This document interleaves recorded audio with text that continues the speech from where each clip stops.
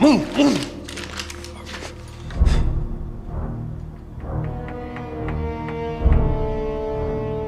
Shit. Alpha team. Man down, man down. I told you. Benny. Bring me everyone. What do you mean, everyone? Welcome to Franchise Killer, a podcast where we pick movie franchises or wannabe franchises, review them film by film, and see where things went wrong. All right. I'm Reese. To my left is David. Further off to my left, Irina. Across from me, Tony. Oh, you went Italian on this one. all right, also known as Noah. And carrying around a plant that symbolizes his struggle to root himself to places or people, we have AJ. I mean, it's a ficus, so I don't know how well it's going to take, but... And tonight, or today, whenever you may be listening, we're talking about Leon, or Leon. It depends on who you ask in this movie. His name is pronounced differently by different people. But we're going to stick with Leon, I think, right? For simple. Since it's Americanized, we can say Leon. Yeah. Léon the Professional. 1994 film, directed by Luc Besson, who also directed La Femme Nikita, The Fifth Element, The Messenger, The Story of Joan of Arc. The Messenger, The Story of Joan of Arc, Arthur and the Invisibles, Lucy, and Valerian and the City of a Thousand Planets. He's also directed some other French films that I am personally less familiar with, but I didn't want to butcher some of those titles. Oh, I was really looking forward to that. Not going to happen. Dang it. And most of them happened before The Professional and Fifth Element, so they were kind of like his, up-and-coming, more indie-based films. So Besson, how young was he when he did this? Like 30s? I think he was around his 30s. I didn't actually look up his age. I didn't either, but I saw interviews, and he looked really young. I was surprised. No, I think he was pretty young when he did this. The movie stars Jean Reno, Gary Oldman, Nathalie Portman, and Danny Aiello. And it's written, again, by Luc Besson. Wait. Yeah. This is your series. I thought it was pretty much one actor, like Eddie Murphy, playing multiple characters. Oh, wait, no, not Dr. Dolittle. Oh, no. Norbit? Nutty Professor? Oh. Nutty Professor. I wouldn't call him indie very film? professional. French indie film. Did Eddie Murphy do 2 movies where he played every character? Yeah, he did. No, he's There's done a second Nutty Professor. Yeah, he did 2 Nutty Professors. He did Norbit, and he did another movie too that I forget the name of. Look, he might as well start his own Medea. Yeah, no, it was kind of his thing, just playing multiple roles for a long time. Weird. But that's not where we're going here. We're talking about Leon the Professional. And if you're new to this podcast, on this podcast, we first go over our thoughts on the film before revisiting it for the episode. Then we dive into the story, break it down bit by bit, and talk about the more significant moments. Then, towards the end of the show, we give our brief reviews and numbered scores, along with an analysis on the health of the franchise and whether or not this film hurt it. I'm more of a boxer guy. And I think we should specify that we all watched what's known as the extended edition in the United States, but internationally is the original full edition. Yeah, we did watch the extended... We subjected ourselves to that. Yes, Now, you guys. I don't like how you say subjected, because there is some art to this. Well, the thing is, it's not like it's a hidden cut of the movie. It's like basically side by side with the original cut. So they're not trying to like hide anything. Oh, they're definitely hiding some things. No, but it's easily accessible. It's not like this like you gotta really this dig is to not find allowed this. here in the United States. Okay, so I'm just going to clarify. Get in trouble. So Irene and I accidentally watched the theatrical cut, the original cut they released for the U.S. We were not paying attention to which one we clicked. So we went back and watched the extended edition. So we can tell you the differences, but for the most part, it didn't change the vibe of the movie, but I can see people with the scenes they added being more uncomfortable. It's very small details that really build the feel and tone. Small details, and I would say the theatrical release has some moments that are not awkward the way you obviously think it's awkward, but more awkward as far as jumps in the story where you don't really understand why it jumped. Yeah. Or something's missing there. Well, so Yeah. we saw the theatrical cut first, obviously, and we noticed that there were places where, like, why did it jump like that? Right, the cutting right. was weird. The editing was. We even picked up on it before we knew we didn't watch the right one. So, Yeah. And anyway, as is customary on this podcast, I'm going to go round table here and ask y'all if y'all had seen this movie before this episode. So let's start with you, AJ, since this is your mini-series here. So I had not seen this movie.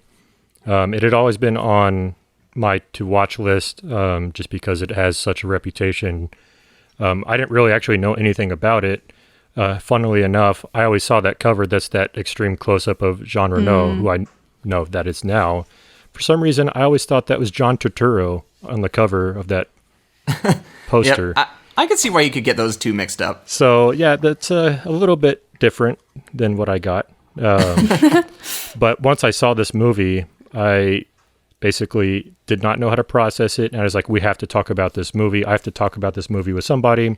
And so, as Reese can attest, I had a pretty much different series and theme lined up for these movies here. But this movie made me want to change that. So, everything in this series is kind of built around talking about Léon the Professional. Yeah. You're the one out of this whole group that I feel like has the most trouble, like, not trouble, but you have the most fun toiling with what you're going to pick as your mini-series. Like, I could see you just poring over all these movies and being like, watching them and trying to make the perfect there's so many selections. Well, There's different connections. There's different levels, just like an onion. Yep. or a parfait. Okay, Noah, had you seen this movie before? I have not. Arena, how about you? Yeah, I haven't seen it before, but I knew it as the movie where basically Natalie Portman's career kind of launched as an actress. But there's one particular scene in this that I came across where it snapped in my brain where it's like, I've seen this. One scene. I know it. And it's Gary Oldman yelling, "Everyone!" Like I know, It's a meme. I know it's a gift, but it's just like that part came up and I was like, "Hey, I know that." Yep. All right, we're going for a clean sweep here of no views. It looks like David. I've seen this. No, I'm just kidding. That's what happened last time when I know. was with the equalizer. I was like, "Yeah, no one's gonna see this," and literally Irene was like, "I've seen it." Yep. No, I had. That not was seen random, this. though. I would not have expected to have seen it. I feel like I fall perfectly in line with everybody else. Even by the name, I was like, I have no idea what this is. But then when I looked it up, I saw the cover and I was like, yeah, I've definitely seen this cover. I remember walking around Blockbuster when I was a kid. I saw this in the aisles. That could have been where I saw it too. Maybe not Blockbuster, but Hollywood Video. Oh, yeah. Whatever store you went to, we all have those covers we remember. Like, Yeah. All right, everyone name at least one movie they remember seeing walking around Blockbuster. Charlie's Angels. All right, we have Jaws, Charlie's Angels. What do you got, Irina? American Beauty. Okay. Oh, I always remember The Silence of the Lambs. Oh yeah. And Dead Alive with the Yep. girl with the Oh, yeah, skull Dead in her Alive, mouth. yeah. Like, I get Hellraiser a Yep. lot as Oh, well. Yes. yeah, Hellraiser. Yes. Mine was Coneheads for some reason. That would be yours. Oh my Cone, gosh, well, and Kill Coneheads. Bill. Kill Bill was Forgot another about one. Coneheads. AJ, what about you? Jack Frost. yes, I totally. Oh, they just flashed Oh in my my head. gosh. And the Godzilla movie, the 1997 one. That one. Yeah. 98. Yeah. Yeah. All right. I had also not seen this film.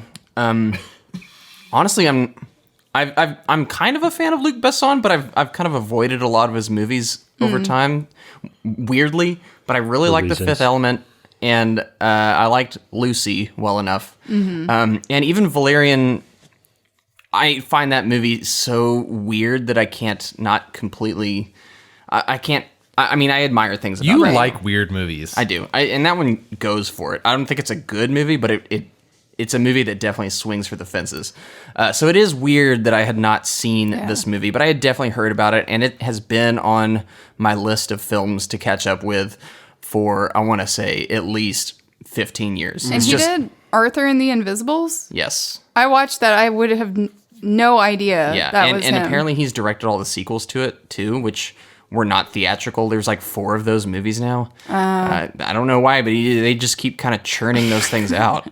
I think I remember seeing little bits and pieces of that movie too, and just not Yeah. being impressed. Right. But There you have it.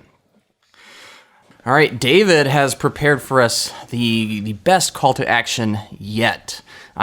He was like 30 minutes before this. He was like, Reese, I have it. I've figured it out. Masterpiece. I've cracked the code on how to do the call to action, and it is going to blow our 20 listeners away. I call this my ode to joy for call to action.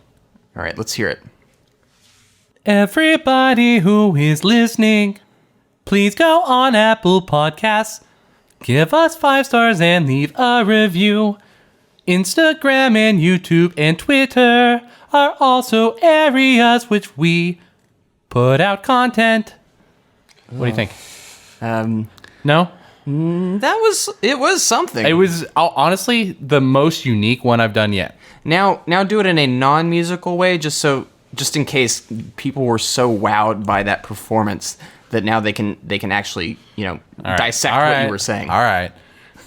We do this podcast for you guys. We love watching movies and putting out reviews. And if you feel like doing something to help us, please go on Apple Podcasts, give us a 5-star review, leave us a message. It really does help us out. It boosts us. And if you feel like, telling us things you like or dislike, it lets us know. We also have an Instagram, a Twitter, a YouTube, a Facebook. If you feel like following us in any of those platforms, Reese posts on the Twitter daily. I post on the Instagram every single hour of every single day. Don't question it. And AJ also goes on Reddit and posts every single minute of every single day. So, Every minute.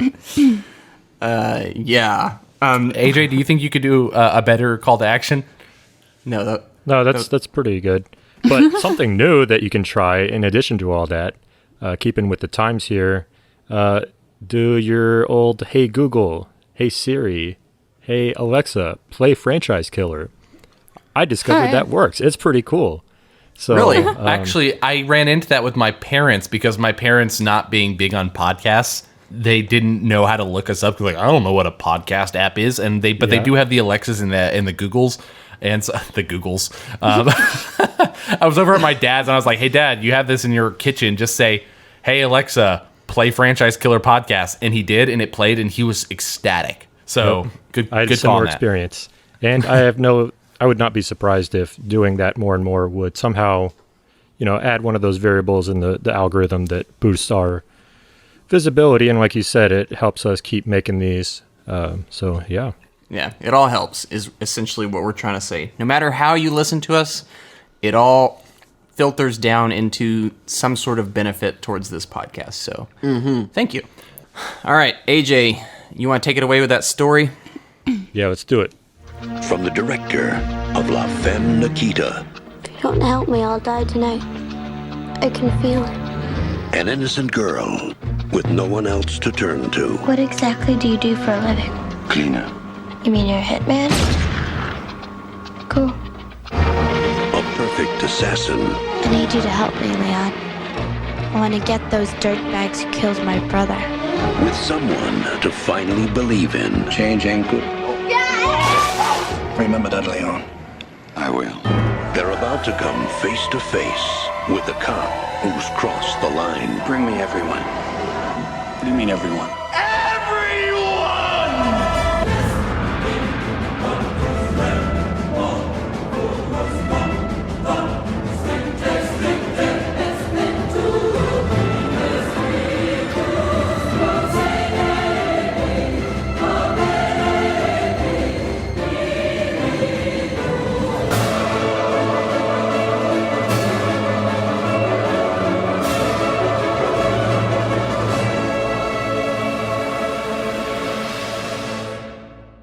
Leon is an Italian hitman, or cleaner as he refers to himself, living a solitary life in New York City's Little Italy.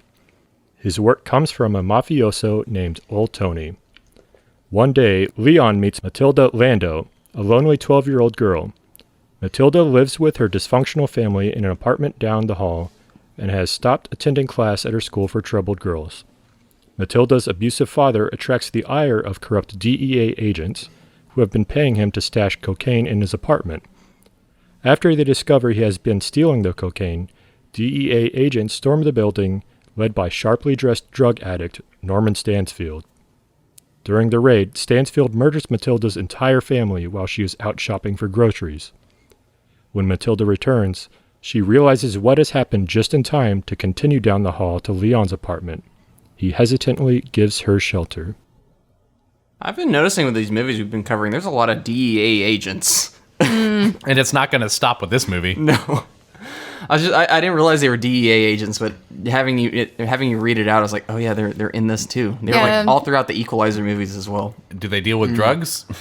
Yep. Who knows? Yeah. What are our thoughts on the opening to this film? Obviously, Jean Reno is perfectly suited for this role, and I would say like this is like his big breakout into being recognizable to American audiences, because I can't think of something older than this that utilizes his talents in a more universal way than this. It's your perfect kind of silent performance, but he talks just enough. Mm-hmm.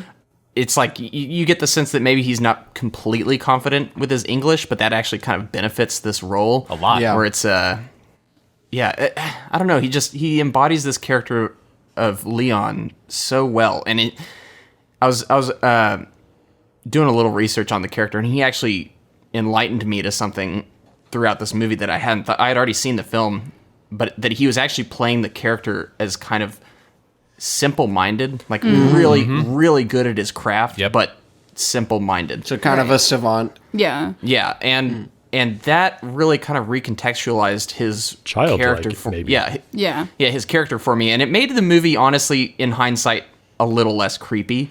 Well, so it's funny because the whole movie, you know, there's something slightly off with him, and you can't quite pick it up. And it's not a bad thing. It just seems like you can tell he's not weird.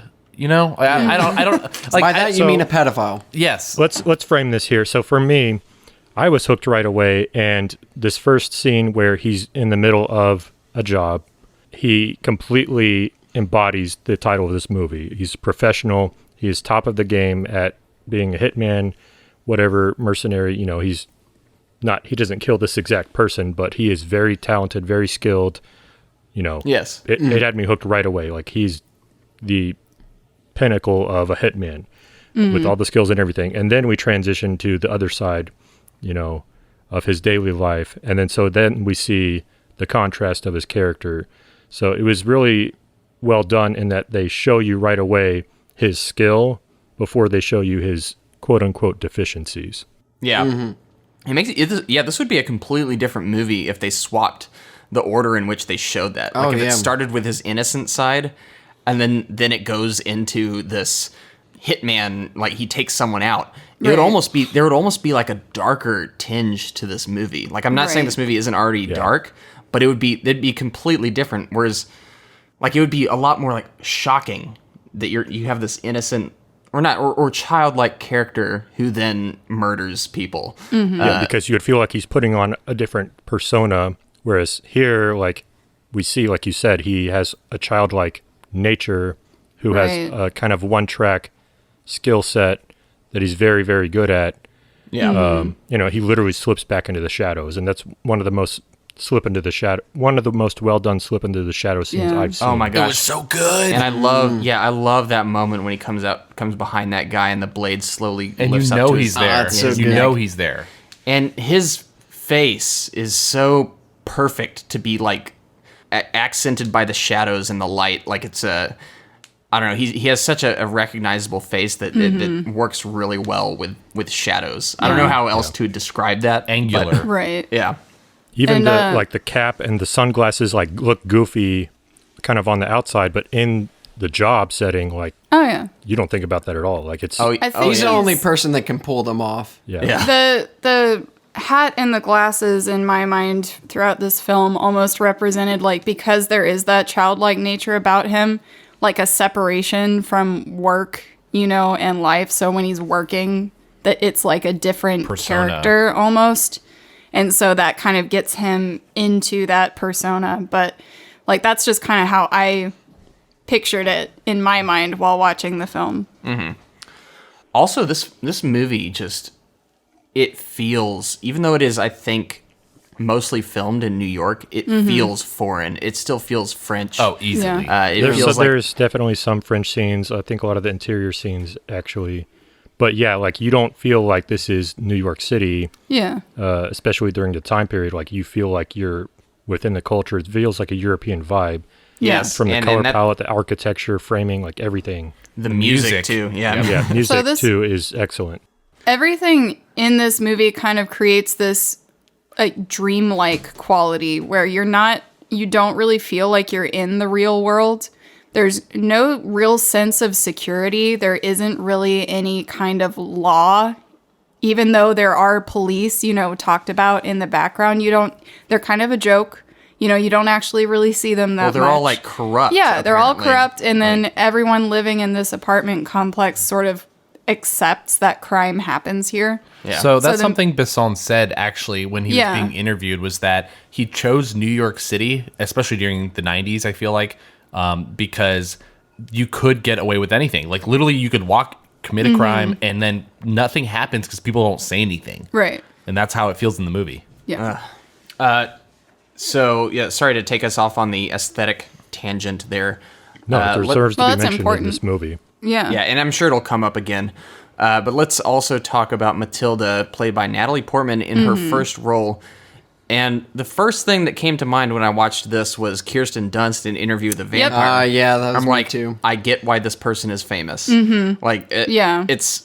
there are times when she kind of slips out of it, and Yeah. I'm not as convinced. But for the most part, Natalie Portman Control. completely Right. sells it as this character. Not to give away too much, but this is probably one of my favorite child actor movies ever.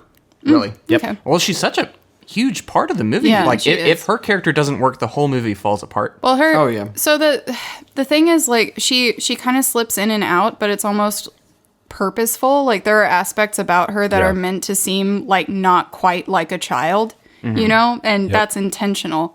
So she does a really good job of kind of accepting what the director wants Yeah. or what is supposed to be evoked through a scene. So, and she's very, very attuned to that. And I can actually compare Absolutely. this to the movie we covered 2 episodes ago, The Equalizer 1, Yeah. where Chloe Grace Moritz was in a kind of similar position.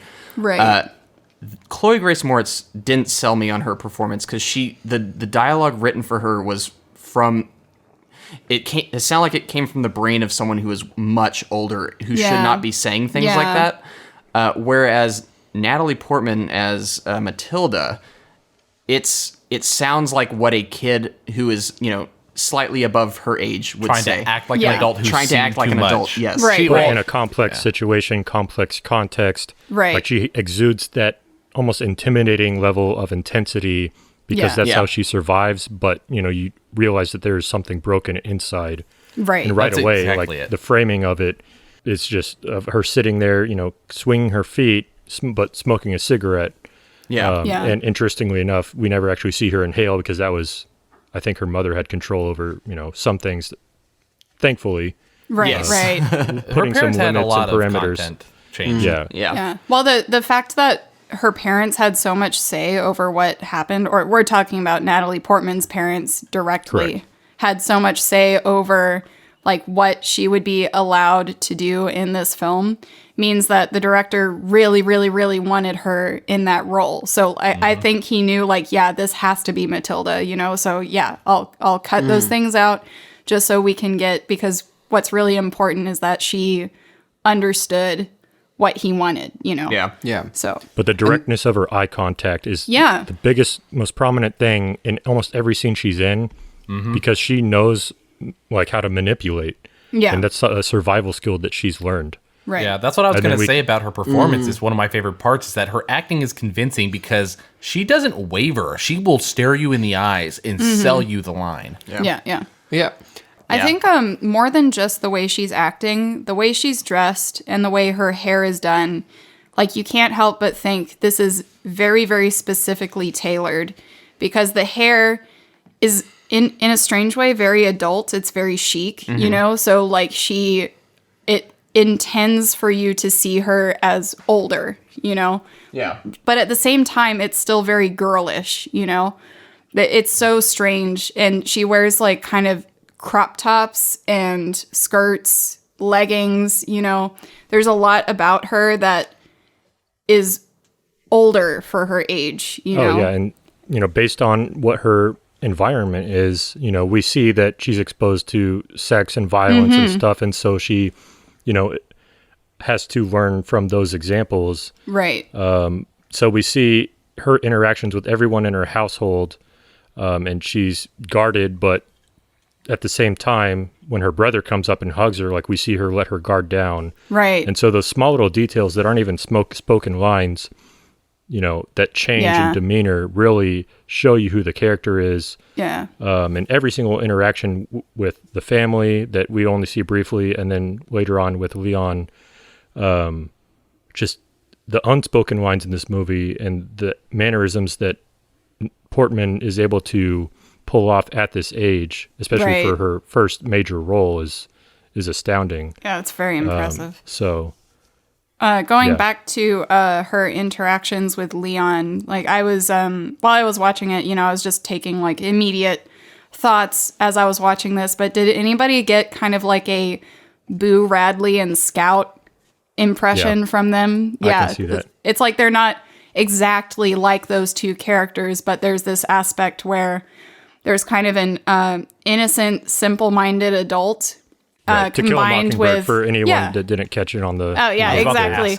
To Kill a Mockingbird, those two. So, they, in a way, they kind of need each other, but from a society's perspective, their relationship is kind of not taboo, but it's unconventional and strange, and people don't understand it, you know? Yeah. It's outside of the societal norms. Right. But just calling to the interior scenes of this movie and how it flips back. And this is, again, the extended cut. I don't know how the edits were. I've seen the theatrical edition, but not as often now. Yeah. But going back, contrasting the activity in that household to Leon and his own household is very deliberate, slow, and, you know, methodical, but he's, you know, withdrawn within his own house. The simple things, as opposed to all the bustle. Right. And so the contrast of the characters set up early on their interaction with each other and what their kind of priorities and directions and where their own inner motives, I guess, so to speak, come from.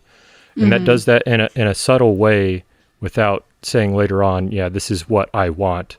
I mean, some of characters are obviously very overt about that, but we kind of get a genuineness to the characters, whereas some other movies, you know, if someone says a line, you don't know whether to believe them or not. But establishing them early on in their daily routine lets us get to know this character in a very efficient manner, and establishes the interpersonal arc without an artificial boundary, I guess. Right. That some movies can tend to impose. So these people seem sincere, even though it is non-traditional. I feel like that has to do with the chemistry of the people as well. I mean, they click in this movie, and and it really adds to the connection. So when you have Natalie Portman and John Reno together in a scene, it doesn't feel like there's any sort of fake connection there. Yeah. Yeah. They had a connection, and I remember watching an interview with Natalie Portman, and she was talking about John Reno, and she was saying, because I think they were asking her about how if any scenes were awkward or creepy or uncomfortable, and she said, no, not at all. John Reno was like a best friend, you know, in this movie. She was extremely comfortable, and that they just kind of clicked, and I could see that on the screen. Right. Yeah, I agree.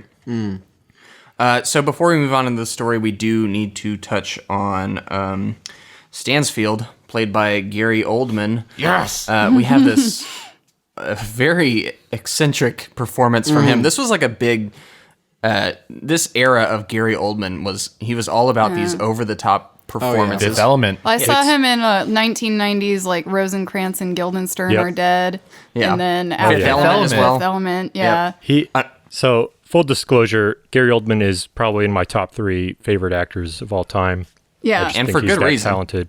Yeah. Oh, absolutely. And I think this is his best role. It's so good. Okay. Yeah. I think it is. And you said over the top, and it is over the top, and yet it's not. Yeah. At the same time, it is completely natural. I completely see that this guy is, off the hinge. Yeah, I should clarify. I don't think I don't think it doesn't work. I don't think it clashes with the story at all. I think that is the intention of the character. I don't ever think it's like, oh, this really sticks out like a sore thumb. No, he's essential to the story, and that performance is essential to his character. Yep. And even the things with the, listening to his Walkman and Beethoven and all that stuff, like, would be kind of dumb and silly in any other context. With the wrong actor. He pulls that off. Mm-hmm. Yes. He pulls it off. Yeah, absolutely. And he, just how he just barges in and changes and shifts his personality while he's literally going backwards and forwards and conducting music, and he does some convulsions that looked unhealthy to his spine. Gosh, to me, like when he takes the pill and he just like starts looking up, and I feel like his neck's hear the crunch when he bites the pill. And I thought his neck was gonna snap just like. So he did something where like this is kind of what transforms this movie from just being like a drama thriller into something that's still in my mind kind of dreamlike, because these are people, but the way they're carrying about their business is very like he's nightmarish in my mind. Like he's literally representing a monster, but he's in like human form, the Joker almost. So he's like more than the Joker in my mind. It's like that. When he took the pill, there was like this contortion. I don't want to mess with this guy. I immediately saw him as, he's a monster. Like he's not human. That pill is not speed. It's actually supposed to calm his anxiety. Right. Which Librium, says a lot. right? Yeah. So it's he, like Reese said, you don't know these are DEA agents. Like, you think these are the bad guys. I didn't know until I looked it up. Mafioso, supposedly Tony later on, who's the nice guy. Right. So that reversal there is interesting in itself. But we just saw this family, of Matilda's that is completely broken, completely dysfunctional, and yet he barges in, and then they look human. Right. It's amazing. Yeah. So it's one of those things I was thinking of with this movie is that it felt very real. Everything about this movie felt real until I saw him. And that sounds bad, but it's not, because it would have just been a normal drama. I know you were saying this already, but that's exactly what I was wanting to say. Is like the second he was in this, it was so perfectly over the top in his own way. Injects the movie with this new energy. It wouldn't have the same, like, it wouldn't be a classic otherwise. I also think having his first big scene, or second, I guess it's technically his second scene, but you hadn't really experienced too much of him at this point. But his second scene to be just him blowing these people away. Like, he just busts in the door, and it was just seeing him shoot the lady in the bathtub. Oh, yeah. And just the foams of the suds going everywhere was particularly disturbing. That's to when me. you know what movie you're watching, because you're like, oh, when I watched it, I didn't think they were going to kill people that way in this movie. And then the little boy, they took him out. I was like, know. oh gosh, this guy is evil. This guy just blew like a whole family apart. Yeah. And then did a little Mozart piece or Beethoven on the Beethoven. on the sill there. And even the other agents are like trembling in fear because of just being around him. Right. And the one other guy, I forget his name at the moment, but Is it the guy in the hallway? Well, yeah. So the one in the hallway, he's the one that fires on them as they exit. But the other guy with the leather jacket, he's the intermediary who's still afraid of him, but he's the one that kind of reins him in a little bit. Yeah, he's all like, calm down, man. Calm down. Yeah. Yeah. And gosh, it's like they just let him go off the leash because they don't have any other choice. And yet he is, works at a government agency. Right. And then we see later on in the film that is completely in control. It's amazing. I don't know. Yeah, his performance his character is amazing. It can't be Impressive. understated. There's like this really interesting thing that happens with this movie, and it's kind of like that first portion of it, the intro, I guess, where it's introducing Leon and all of them, and it kind of just seems like the film style is a little more monochromatic, and there's just not a whole ton of color. Even if there is, it's just that tone. That's how it feels. It feels, a little bit bleak, but strangely, the moment Gary Oldman enters, there's like a ton of color, and it just almost seems really saturated with just his I guess, personality or presence. No, you might be synesthesia, or you might have synesthesia, I should say. What does that mean? It's when you mix color and other things together. So when you see things like that don't In like color. music or words, or you have like color associations. So his performance may have spoke to you. Like, maybe, but more what I'm getting at is that there's, I guess I get what you mean. Vibrance. Well, But it's very- nothing it- changed other than his performance. No, I know, but I don't really associate it with color. It just feels like there's He's a lot talking more about life in You're it. talking about an energy shift. Yeah. Yeah, he's, Okay, he's that's injecting energy into the film that has been Right. somewhat slow paced so far, other than the original or the intro scene. Yeah. All right. Cold open. We have one more moment we have to hit before we move on with the story. Right. So let's talk about that tense scene where Matilda sees that her apartment has been busted into, and she decides to proceed further on to Leon's door and hope and pray that he opens it as a guard So- kind of watches over her, like, what's going on with this girl. I love her acting, but for some reason, this is my favorite scene of hers. Like, hate I don't know you. why. I hate and you. It's I was just, going to say that. I think because that situation feels so real to me. yeah. Like, I Visceral. feel like that's how, if something like that happened for me, I would try to do the same thing. terrifying. I think know? because it drew the most And emotion out also, of like, us. because you're all like, I can control what I look like from behind, but, you know, like, and as soon as she passes, her face just, like, starts to crumple, you know? She's and terrified. yeah. She's it's- like, please. and the please." repeated, like, trying to, like, calmly push That the was an doorbell, Oscar you know? performance. Oh, Like, gosh, yeah. Yeah. While Yeah. Leon is So it's- mulling over, like, oh, what do I do? What do I I do? think I was like, it's- open the damn door! It's one of those situations where it's like, you want to credit all of that to the actor, but it's the way the shot is put together as well. So it's a combination of elements that make that scene one of my favorites. Yeah, And it's it cuts back expertly to executed. Leon, who's like, I don't Right. know what to do. Like, this is not something Right. that I normally do. Well, also But- when he finally opens the door, it's like it's not just him opening the door to her, but him making himself vulnerable, which is Yeah. unprofessional. Well, and then the Like- symbolism when he opens Yeah. the door, light shines on Yep. her. Like Yeah. she is Absolutely. covered That was in so light. good. I love that touch. yeah. It was amazing. Yeah. Yeah.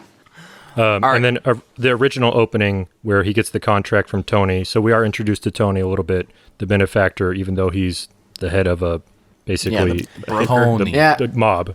I love Tony because at first you think, oh man, who's this guy trying to swindle him? And then as you get to know him, you're like, oh, what a goober. I love that guy. Because he's a mafioso, yet he's a benefactor. He's almost a father figure, you know, in a way. And then we're immediately introduced to the symbol of milk in the movie as well, Yeah. which plays a prevalent role throughout the film. I looked that up immediately because I was like, why the hell is he drinking milk so much? I mean, it's symbolic of childhood. I know, Yeah. nurturing and on that and that stuff. So Trying to get yoked, dude. Come on. all right, Yeah, let's move on with the story. let's do it. Matilda quickly discovers that Leon is a hitman. She begs him to take care of her and to teach her his skills as she wants to avenge the murder of her 4-year-old brother. At first, Leon is unsettled by her presence and considers murdering her, but he eventually trains Matilda and shows her how to use various weapons. In exchange, she runs his errands, cleans his apartment, and teaches him how to read. In time, the pair form a close bond. Matilda looks up to Leon and quickly develops a crush on him, often telling him she loves him, but he refuses to reciprocate. For one, I never got the impression that he was thinking about murdering her, but like he kind of was just thrown in a situation that is completely foreign to him, and all he knows how to do is be alone and to eliminate variables that he cannot control. Right. yeah. The only sign of I never got the sense that he would take her out, but he did say like, okay, you can stay one night and I'm gonna kick you out. Yeah. But yeah, this is where things get a little weird, I can say. So it says that Matilda has a crush on him. That's a little bit of an understatement. And then Yeah. Leon refuses to reciprocate. He does, but it's not so black and white that we see. I think it's really, this is where it explores this is where the viewer starts to become uncomfortable. And this is why Yeah. we got a completely different cut for the United States audience. It's not unrealistic. Yes. I could imagine for a scenario like this, something complicated could happen. But as far as from a young girl's perspective, with this character, all she's known is, this family that you saw, and they're involved in crime. They're not particularly loving, but her examples have always been people, like, it's been very sexual. She's had so many images of sex around her, and no one that she's really learned to love except her brother.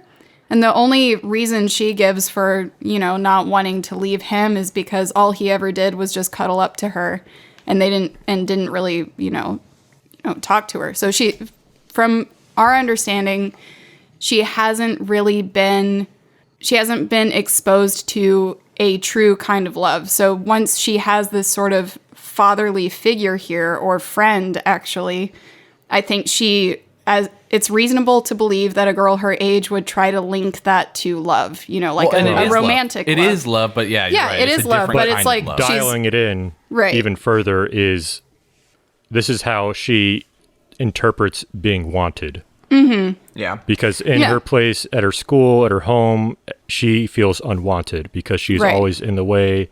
Everyone is doing something else except for her brother, who she just lost. And they did something important, and they showed him being killed, which was hard. Well, but we are immediately connected to her. And so we feel her shock. But at the same time, she is moving forward because that's all she knows how to do, because this is the world that she's lived in, and it's messed up. And then we have this whole Piggy scene that Leon is also coping. Like, he doesn't know what to do, but he also is trying to take care of a child and keep her calm. Yeah. Mm-hmm. But her being wanted and being accepted and just given the time of day is completely, it just magnified in her mind because it is so foreign to her.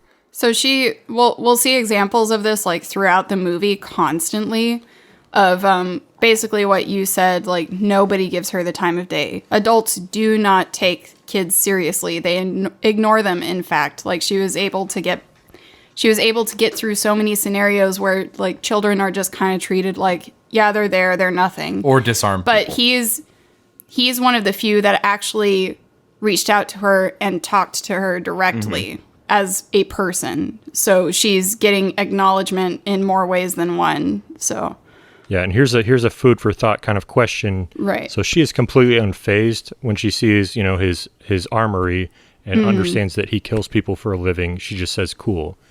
And then and just to contextualize this, I'm no way defending any kind of creepiness, so to speak. But it's interesting as audiences that we are desensitized to killing. Right. So we see people getting blown away, killed, and all that stuff, and, same old. But then we see this interaction between this age gap here that has sexual tension in it. It feels incredibly uncomfortable, or at least I should hope. More uncomfortable than the violence scenes. Yeah. So, and both things are equally, uncomfortable. I guess, I don't know, bad. Just to, like, say it. But we see this, and it's thought provoking, and it's discussion provoking, and that's why I wanted to talk about this movie, because we go watch movies, and do you want to watch a movie that makes you feel uncomfortable?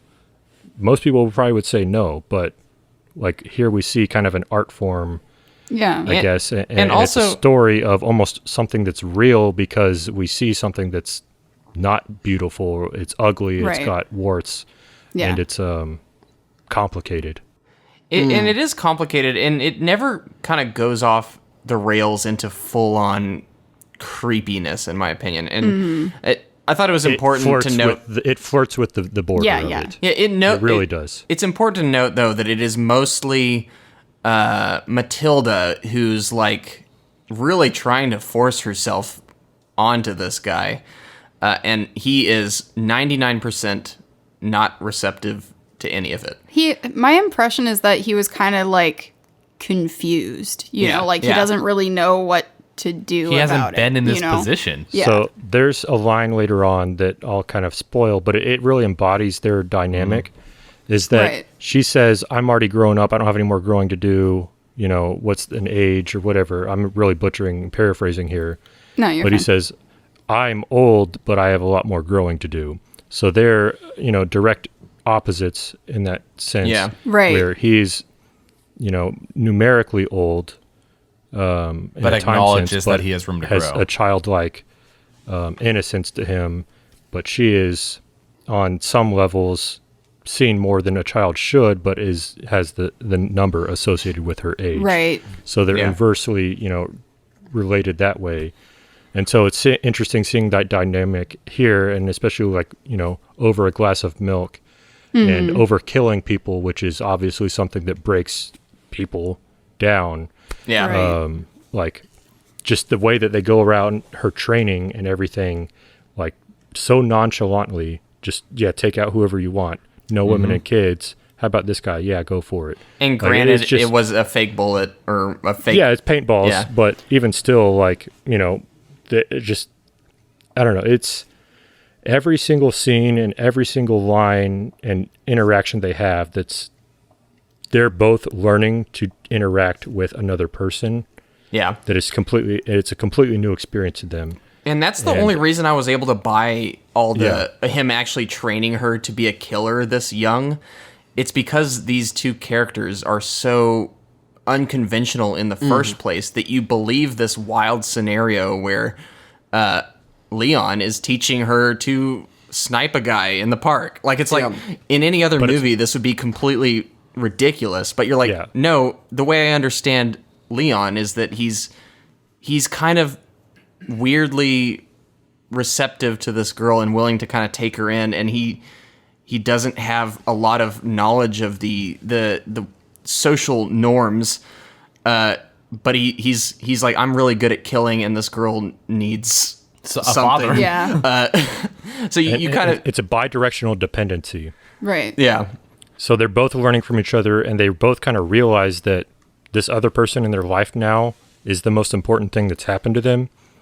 We even see Leon, he is literally in his own apartment before he even meets Matilda. He sleeps in a chair in a corner so that no one can sneak up behind him. yeah, That is what he's trained to do, to not let anyone, that's how high his guard is. yeah. And then this child comes into his life, he goes out of his comfort zone, and everything changes for him, but he's also trying to be the mature adult and set boundaries, but both of them are finding their own way.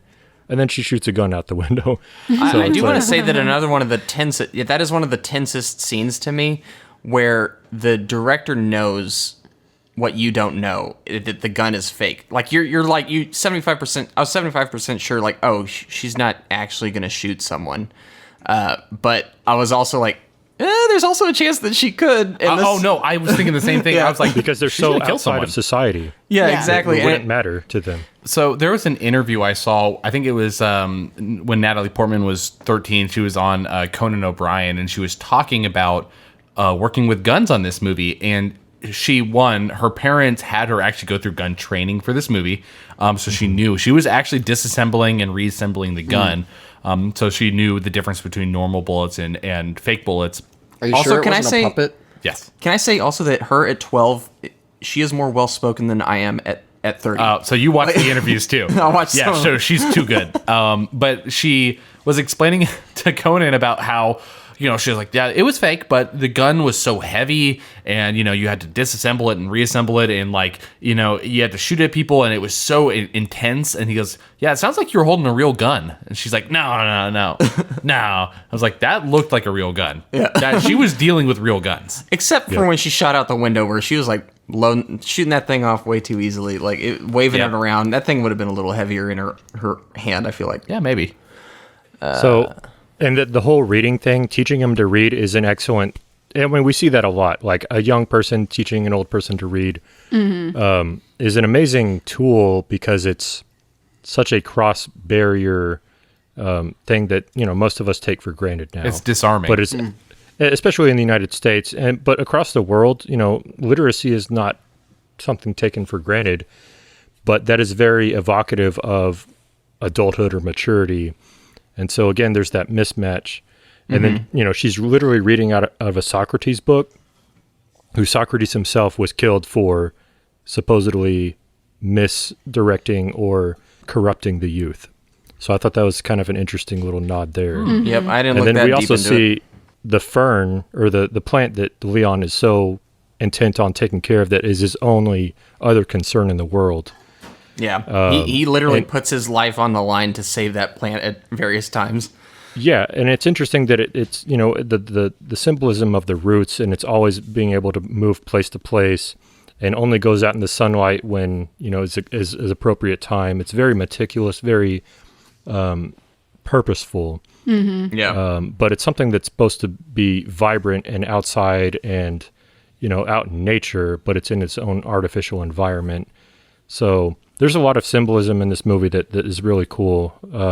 It's part of the filmmaking that really tie in an artistic experience to kind of smooth over a lot of the uncomfortable feelings that we don't know how to deal with when we watch this kind of interaction between these characters. And then we, go see them moving place to place in the hotel, and she checks in for him, and he's just kind of standing there dumbfounded because we see this guy in control when he's killing people, but simply checking into a hotel, he's like frozen, locked up. Right. Yeah, he was baffled, and she helps them in that way because she is more articulate and able to flow with the changing environments, because that's, I guess, what her life has taught her in the short amount of time. But interestingly, they're both able to compromise and meet halfway. We have the uncomfortable dinner or dinner scene where she pretty much forces herself on him, tries to get her to kiss him, all this stuff. That's the director's cut for everyone out there. Yeah. So and Leon is like, no, this can't happen. And she's like, okay, well, we'll do this instead. And then the impression scene where they play dress up, right? Because all they've been doing is training as assassins.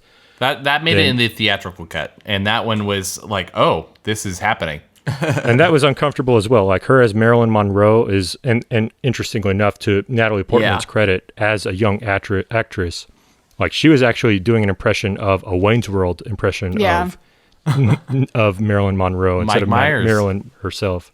But interesting, I mean, that scene makes you uncomfortable, or at least it did for me. It did for me too. Yep, definitely. Yep. But it's like you can feel that feeling kind of in your chest where you're like, I feel like I should be watching Matilda this. went out of her way to buy those clothes. Right. So it's uncomfortable, but at the exact same time, you have this knee-jerk reaction, but you don't want to just dive.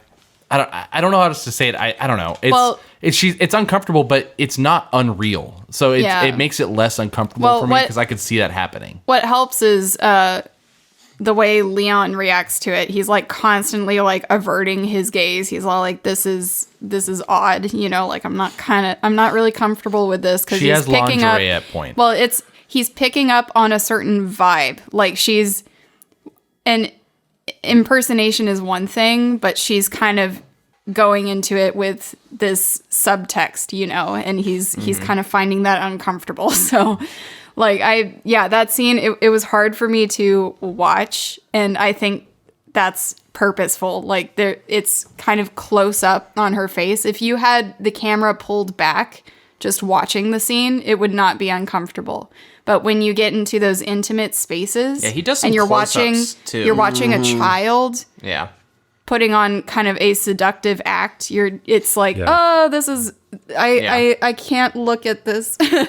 And it's funny, we talked about, when we went over Sergio Leone's The Good, Bad, the Ugly franchise, that Leon assumes John Wayne, the, polished, bright, everything's clean cut, kind of good hero, and she assumes it's Clint Eastwood, the dirty, rugged side of things. So that immediately shows a contrast of expectations there as well. Right. As well as, where was I going? I had a thought. The one he does recognize is Gene Autry, and I can't remember Gene which Kelly, film. not Gene Autry. Gene Kelly, thank you. Yeah. We saw him in the theater. Yeah. Like he's a child in the theater watching this. And interestingly enough, that Gene Kelly movie is one of the few that is kind of more cynical, or it wasn't received well by audiences because it had kind of a somber, more negative tone than all the other kind of musical numbers. Dancing in the Rain for those who don't know. Exactly. So, Singing in the Rain. Dang it. well, that was the score of what he recognized there. But the movie he saw was a different movie that was one that wasn't received well because it took a more negative approach, more realistic, kind of somber view of life, which this movie here does as well. Yeah. So there's a lot of levels here, but he doesn't even realize, like, he enjoys that actor because of everything that's kind of just popish and happy-go-lucky kind of thing, literally, singing in the rain kind of stuff. And I don't know. There's a lot to digest in this movie, like, to pick apart. I mean, we should probably move on to the story here. I wanted to, like, go into all that detail because the plot doesn't really talk about their relationship that is a big part of this. So I wanted to at least explore that because that is a huge part of this movie that is very conflicting for people. Right. For sure. It was for me. I think that there's still room for it to come back up to talk about it even more as it kind of progresses. We had kind of to lay a foundation. So that's why it took us on a tangent there. But that's perfectly fine. Yeah. Do you want to continue with the story there? Yeah. When Leon heads out for an apartment assignment, Matilda fills a bag with guns from Leon's collection and sets out to kill Stansfield. She bluffs her way into the DEA office by posing as a delivery girl, only to be ambushed by Stansfield in the bathroom. One of his men arrives and announces that Leon had just killed Malky, one of the corrupt DEA agents, in Chinatown that morning. Leon, after discovering her plan in a note left for him, rescues Matilda, killing 2 more of Stansfield's men in the process. An enraged Stansfield confronts Tony, who is violently interrogated for Leon's whereabouts. As Matilda and Leon recover from the ordeal, Leon tells her about how he became a cleaner. When Leon was young in Italy, he was in love with a girl from a wealthy family. The two made plans to elope, but when the girl's father discovered their relationship, he killed her out of anger and escaped justice. Leon killed the father out of revenge and fled for New York, where he met Tony and trained to become a cleaner. They never quite say assassin or hired killer, do they? No, everyone's just having accidents. Yeah. They say hitman. Do they? Yeah, they say hitman a couple times. But it is more often. Matilda says it at one point. I remember that. And he confirms, like, yeah. Yeah, I'm a hitman. It's at this point where I feel like Stansfield kind of went away for a little while. Like, they kind of closeted him for a little bit of the movie. And But as soon as he opens that door in the bathroom. Oh, yeah. That made me so uncomfortable in a different way. And maybe this is like a symptom of the extended cut and not the original, which I did not watch. Mm-hmm. But I like that this movie kind of just lives in its moments a little longer than other movies like this do, say maybe more American movies.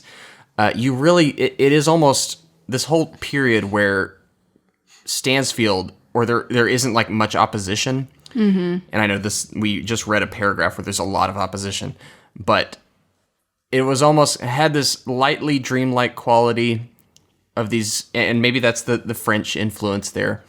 But I kind of liked this whole, I don't know, it was just mellow almost. So it's very character focused. So we talk a lot about we kind of throw around the word 3-act structure. Yeah. And a lot of movies follow that, a lot don't, and there's, variations on that.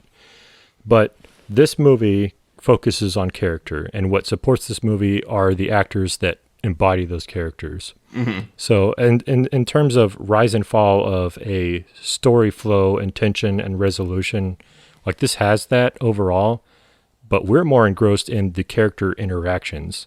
And that's the kind of movie that has always spoken to me, and especially when it's so driven by a strong antagonist. Mm-hmm. Like we see the average lives and the growth and what's going on with the wheels turning in these people's minds. And then we have this other person who's like out there just to cause mayhem. Mm-hmm. And that's what this movie is. Like, as far as story flow, like, they're not really necessarily getting point A to point B. We're focused on the journey. Mm-hmm. So whether or not they actually avenge Matilda's family, I honestly almost forgot about, like, not in a bad way, but I almost forgot about, the slaughter of the massacre of her her family until she goes back on her own to go check out the scene and get the money. Man, what an effective shot seeing the chalk lines of her brother on the floor. Yeah. That hit me in the gut. Yeah, that was just traumatizing. Honestly, that was more traumatizing than actually watching him get shot. I can only imagine as somebody with a younger sibling or a parent with kids, like seeing that could be even more visceral. I don't even want to try to imagine, but that they did such a good job of setting that up. Well, and it's the what's the word? It's the immediate tension that we see versus the overall flow and the tension that there's different types of tension. But before she goes and breaks through the do not cross lines on the crime scene, like I feel an apprehensiveness, like do not go in there, because even though I know she's like seen more stuff than most kids have, like I don't know if I can handle that chalk line of the 4-year-old there, because that was rough. Oh yeah, it really was. And then we see the nonchalance of Stansfield come in and just like, this is beneath me, like why am I here, and it just barges out. The dichotomy there, the contrast of how emotions affect people. I don't know. It's an emotional movie. He's a sociopath. If I could pick out one potential flaw after all those beautiful things you said, AJ, I was kind of surprised that Stansfield actually showed up at this exact time that Matilda went to go check out the apartment, because I had kind of gotten the sense throughout the past like 30 minutes of the movie, there was like one or two montages of Leon learning from Matilda like how to read, and Matilda learning from Leon how to like operate weapons. And I got the impression, at least from those montages, and that more time had passed. Like it was like, oh, this is like a 2 weeks to a month situation. But then, oh no, this had to be like a couple of days. I mean, he freaking learned to read. Like he's like, I can read now. He says it in the next scene. It's not a huge issue. It's really just a nitpick. You're right. And then, from a traditional flow from story point, like it's against what we're going on, because, and I guess like taking a microscope on these people's emotional growth, like kind of has to condense the time frame, and then it's dilated out externally. Yeah. So that when we see that happening, it's like it throws us off because we've so been dialed into the nitty gritty of it, and then it's like, oh yeah, this is still going on in the background from a plot line flow perspective. Yeah. But on the flip side, something I do like about this section of the movie is when Leon first agrees to help Matilda learn how to be a cleaner / hitman, he says that you first learn how to snipe from a distance, and then you get closer and closer and closer the more adept you become at this thing. So the first scene obviously is like, this is the outer layer of the onion where she's learning to snipe. And then her next mission is like, okay, I'm going to take you on this job with me, and you're literally going to be up close and personal with this pistol. And I love showing that the subtlety of her evolution into this kind of more hitman, cleaner role. I just think that's really well done. Yeah, showing the processes, and they even have nicknames for this type of thing. They put the gum on the door, and they follow this routine. He puts the gum on the people, and then she takes it off, and they go in. But it was actually very thoughtful, because he's used to just following this procedure, going in, claiming the bounty or whatever, getting out. But she's like, I see all these drugs on the counter. You said no women and children, right? Well, yeah, she's thinking about all the possible outcomes. Yeah. So that was really cool too. Instead of like just seeing a training montage, we actually see something tied into the bigger whole. Collateral damage. I was a little like disappointed that at the end of this movie she doesn't get like a knife kill. What? Because no, I'm serious. What's wrong with I'm serious. I thought that was beside the point of the character. Because like it ties into the front scene where the beginning scene where like he's got the knife to the guy's throat. Like we see him at the peak of his performance, and then we see later on, the knife is like the ultimate test of your skill. She's still a child in this, so I was imagining there would be a sequel. Well, what I was hoping would happen, as like a person who has no knowledge of what happens in this movie, And I'm going to fast forward a little bit. We'll go back to the scene when we actually get to it in the story. But the scene where Leon he's looking out and he's walking out towards the outside at the very end. And Stansfield is approaching him from behind. I was half expecting Matilda to jump behind with like a knife or something. Like maybe that would have been cheesy, but like It would have been. But Well, it would be a parallel, it falls in with the symbolism. And it could even, if she tries to jump ahead in the skill sets, like we see she's not ready for that yet because she still has growth and development to go. So they could have approached that from various levels, but I can see where you're coming from. Like, have a bit more meaning to the different progressions of killing. Oh, but I do want to say, I love this montage of them breaking into people's apartments. Like how she kind of does the ruse of like, The lights are out. here. But my favorite part is when they slightly crack the door open, how quickly Leon jumps in there and snaps the chain. He's done this. Like, it's like, Oh, yeah. dang, he got in there. Yeah. He knows And then exactly when all else like fails, where if it you've is. seen the ring trick, just brute force, throw a grenade in there. Yeah, exactly. And the gun, like, if you unclench your mouth, I will shoot you. And he just guides the guy around. Absolute dominance. Well, Yeah. and the fact that he's in his element here, and it's still just a training sequence. Like he's teaching when he has her put the gun up. He's like, "All right, I'm done doing the main stuff. This is your point where you have to deal with it. Put your gun to the guy." And she does. When It she gives her shoots him, a he's gun. like, "Good. All right, next shot." And she shoots him kind of similarly in the stomach. And then he's like, "Oh, you got to aim more for the heart or the lungs." Like it's a training exercise. Yeah, and then the guy starts, whining because he's suddenly decided to not take them seriously after that. And then he's like, okay, that's enough. And he just, Leon takes just them turns out. around and kills him. Yeah. And there is where the parallelism is broken. So we see Matilda developing another skill and growing in another direction from the assassin point of view, where she knows how to manipulate interpersonally within society. Like the best scene portrays that, exemplifies that, is the hotel, where she tells the guy at the counter, the hotel, he's not my father, like he's actually my lover, and then she does this little like wave. That Holy hurt. cow! Yeah, that the level of manipulation that she has achieved at that, like that she is a master of. I don't know. It was weird, but it was like Natalie Portman at that age doing that. And that character doing that, like she is at the top of her game, just like Leon is at the top of his game, killing people. But she is also learning how to kind of live in his world. But he doesn't really fully learn, and that's the tragedy of this movie. He doesn't learn how to live in society, like and then we learn his backstory of that. Tell me Like that's not the moment where we all, though, It hurt. actually made a noise out loud. Yeah. This was my noise. I think mine was more like, David does this thing where he hides That sounds his a little face. too weird. it was an exasperation. David has to look away at moments like Yeah, that. you He can't Yeah. watch. You put the hand right next to your No, eye. I actually pulled like my pillow in front of my face. There's something about uncomfortable scenes where I can listen, but it's really hard for me to watch. Fetal position is what you want to do.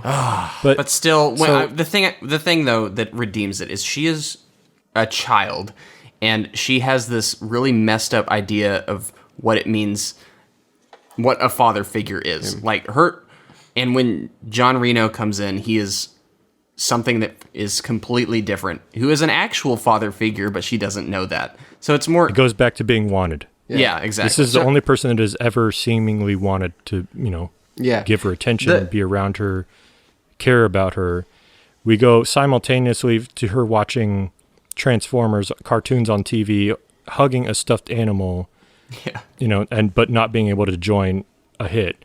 So there's the gulf between her childhood and her adulthood, and Leon himself is not able to straddle the fence, so to speak, either. Like, so his failure in reclaiming his youth, as he eventually breaks down and tells us his story, is purposefully done because we see where he's coming from and what Matilda's able to accomplish, he is not.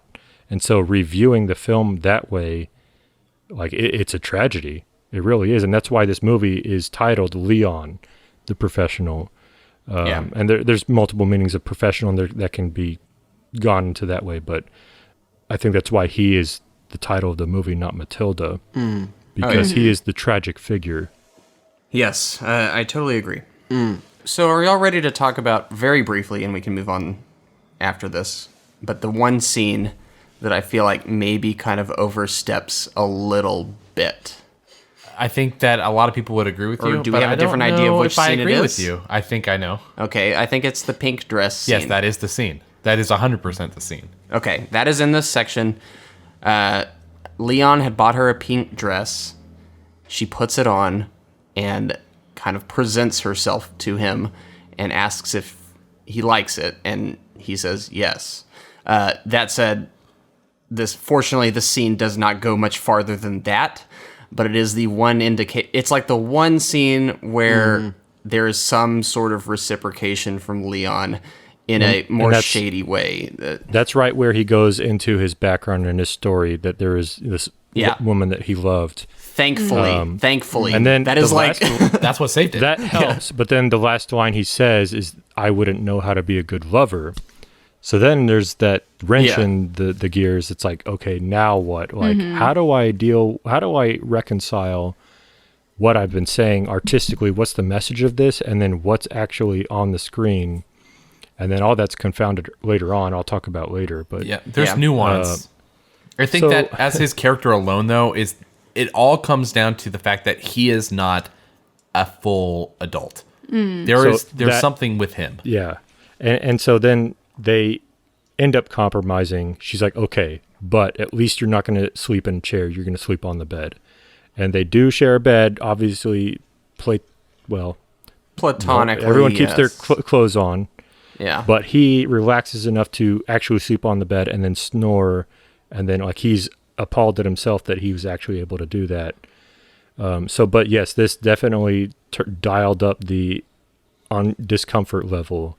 Yes. I think it's an American thing. And apparently the overseas audiences didn't have as a visceral reaction as American audiences did, which is why in the theatrical cut they cut that scene. But, apparently in France, this did not make as much of an impact. I'll jump ahead a little bit. That the director wanted to have more, and the producers said no. So we got even in the extended edition is cut back, contrary to the auteur of this film.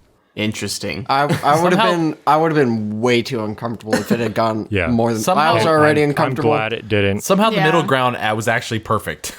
Yeah. I still thought that this was a bit much. They could have alluded to a lot of this stuff, but they didn't do anything. I was still okay with it. But they could have caught the idea of it without doing more. Yeah, following this, we see at least Leon confused about what's going on, and he says, "I need some time alone," and he goes and does what he thinks is right to basically, he knows he's going in unplanned, kind of going rogue and doing this stuff for Matilda. But he's like, I need space. I need stuff to figure stuff out. He goes, sees Tony, if something happens to me, makes arrangement for Matilda's future. But at least after that happens, we see that he needs space to try to figure things out because he's trying to grow and, being an adult. But understand. Also, another scene that this Wikipedia article doesn't talk about, but really needs to be talked about, is the Russian roulette scene. Oh, yeah. Just briefly, I mean, that also highlights Matilda's manipulation, but I was sweating during that scene where she's like, if you really don't care about me, good for you. Yeah, and she was, and the confirmation that she was going to actually pull the trigger, it adds a new weight to it upon a rewatch where it's like, she's not bluffing. She's going to actually do this. Gosh. And it's not like traditional Russian roulette, you load one bullet and, out of 5 or 6 in the cylinder. She loads almost all of them except for maybe 2. And he's like, I know you're going to die. And then this is this game of chicken. And she's like, that was one of the most intense scenes that I've seen in any movie. Oh, really, yeah. Because very I was just very rooted much so. the spot. And it really speaks to, both of their acting skills with But Jean Reno's micro expressions, just watching her as he knows exactly what she's going to do. Yeah. And just knowing that he's ultimately going to have to fix it, but he's trying his best to just keep it together. Honestly, so that he can. It's one of those not scenes deal that with it. I wish I didn't know that this character survived. Like, I knew going into this movie that this character, she lives throughout this. But if I had no knowledge that this had franchise ambitions or anything, I would be sweating bullets watching this scene. Yeah. I forgot everything about our podcast when I was watching it. So I was like, is he going to die? Is she going to die? What's happening? I love a movie that can just provide that much tension, because you see 90% of movies these days and you already know, oh, he's just going to, pull this out of his butt and it'll be okay. Or she'll just, This doesn't fit make it through, but everything else we've talked about as far as like killers go, right? Like hired killers, this doesn't fit the mold. Yeah. No, at all. the thing is, this this movie, it's on a Scorsese level where it's like That's exactly the director I was thinking where of it's when like I saw this. people die at any old time, like any time they could. It plays you like a fiddle, where it's like anything could happen at any time. I have no idea what the next scene is going to give me. Hitman with the heart. That's the true secret theme, man. Yeah. yeah, All right, but I'm going to nudge us along because I took us on Yeah. a lot of stuff. So let's talk about the bathroom scene. Oh, how do we skip by that? Like, that's a big scene. Yeah. I remember when she went in there and you see all the stalls open except for that last one, and she's making her way to it. I was like, is she going to kill him in there? Like, what I is... think my head was screaming, "Your training isn't complete. Your training isn't complete." Young Like, Padawan. don't do this.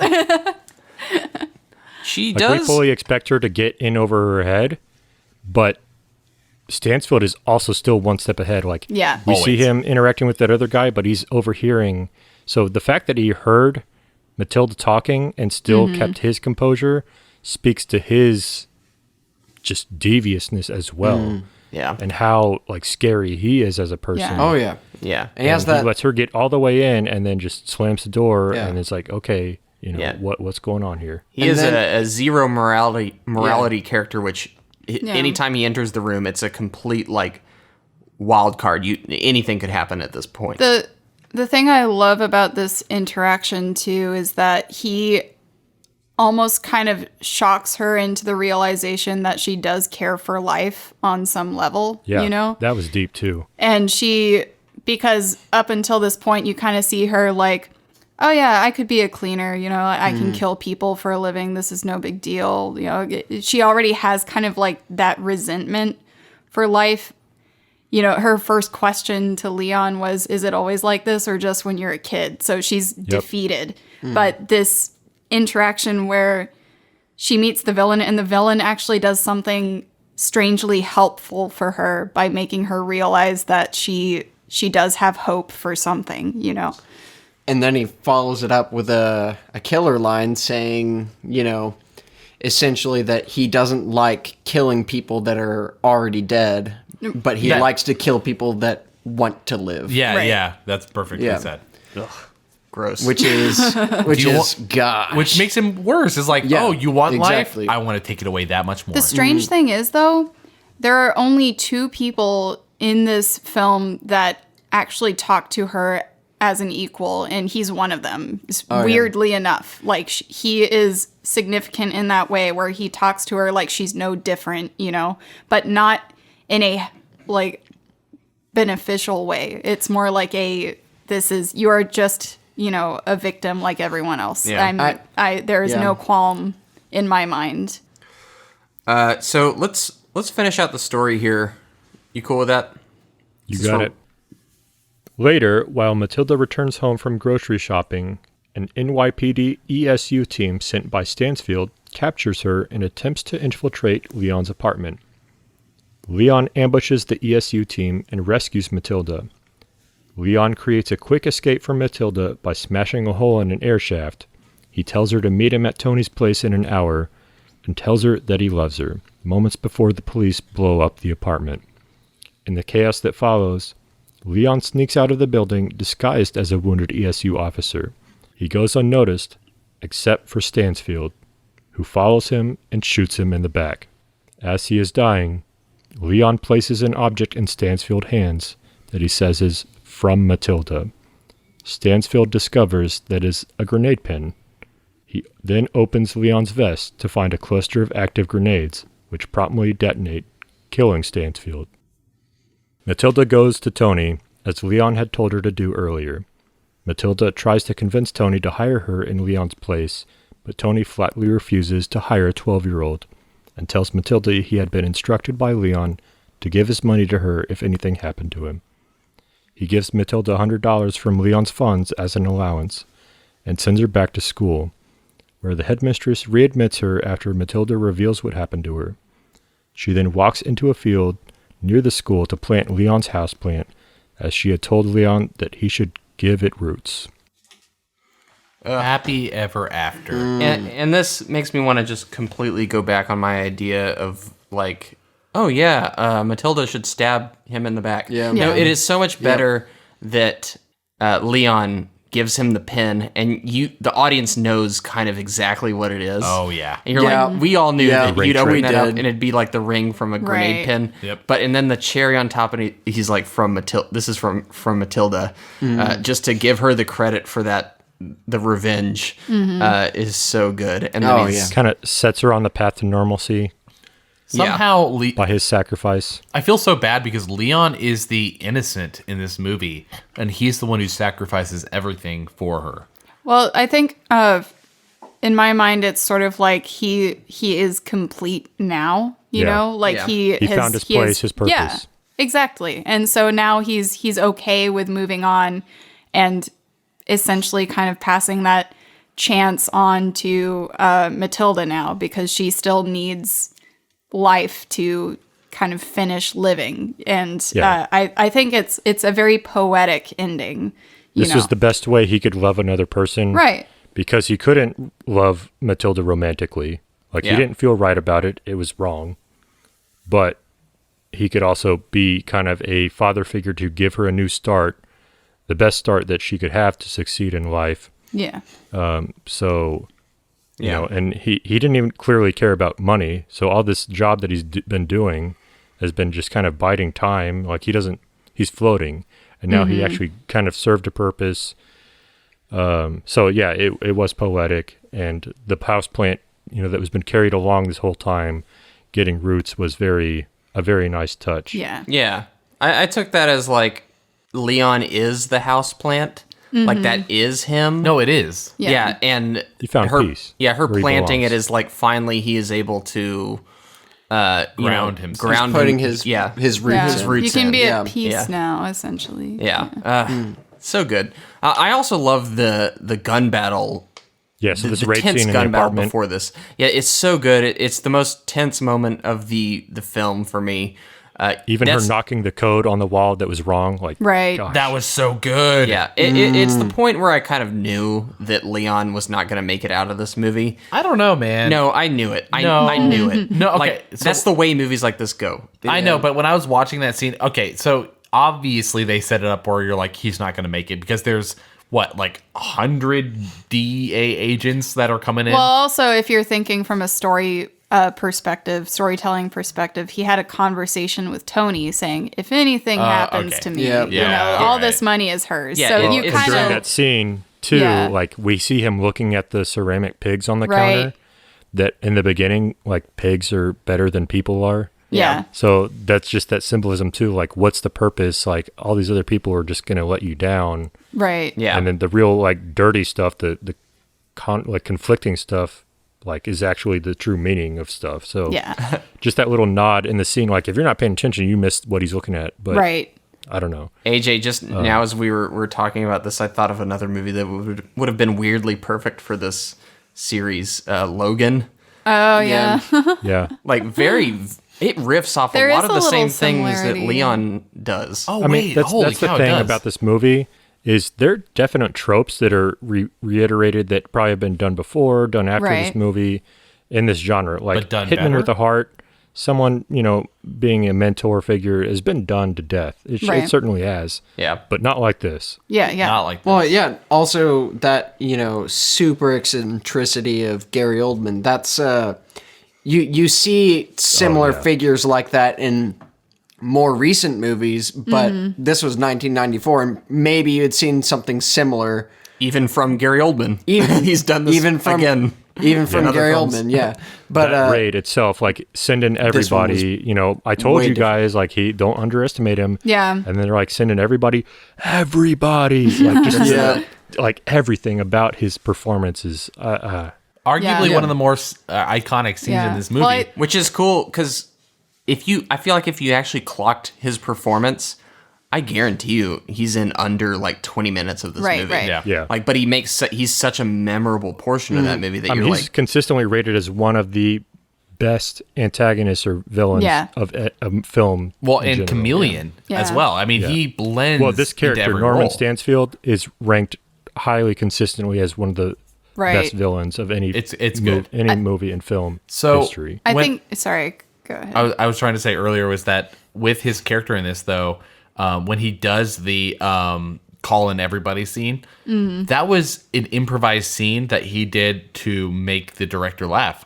Fun fact, he was supposed to say like send in everybody, kind of in a normal voice, but he told the sound guy to take his headphones off. And he's like, because he knew he was going to do that just to try to get a laugh. Yeah. And he, over the top, as extreme as he could do, said like, send in everybody. And they were like, nope, that's it. That's the one. kept it. And that's the one thing they kept. yeah. What were you going to say, Irina? Oh, I was just saying, like, usually my complaint with movies is that they don't spend enough time with the villain. And ironically enough, we have a movie where the villain doesn't show up all that much, but I think it's just the right amount. Like, I don't need to know more. And I think it's mostly because he's acting as a catalyst for the two characters that we are actually supposed to be following. But his performances shine just enough. Like we are able to glean all the information we need from him from those small moments. So Yeah. I really appreciate when a movie can do that. Yeah. And I do want to talk about the Leon's death once more. I think the choice to have him heading slowly, almost, I don't know if it was in slow motion, but it felt like it, towards Oh, it was. this light. Right. And then you get the first, this is the first time you see it in like first person perspective. And you see Stansfield looming behind him, and slowly seeing the first person perspective waver and then fall to the floor. Yeah. Is you knew it was coming, but it's still gutting. You don't see the shot. Yeah. It's the only scene that they do this where they switch to first person perspective. Well, when you there is feel like when he's he free, does but then take when he there's does the take the twist. shot, there is a light. You see the light Yeah, kind of a projected flash. from behind. Yeah. I know, but it's different than yeah. all of the rest of the movie. And you're like, please no, please no, please no. But you know, Yeah. you know, he's shot. Yeah, he's a goner. But I thought that was such a beautifully executed scene, and it really hits you in the feels. It does. Mm-hmm. It was unique too. But then it's also satisfying too, as we already discussed. This And is that for explosion, Matilda. they cut immediately to the side view. Oh yeah, so good. The only explosion hurt. in the movie, at least to my knowledge. Yeah.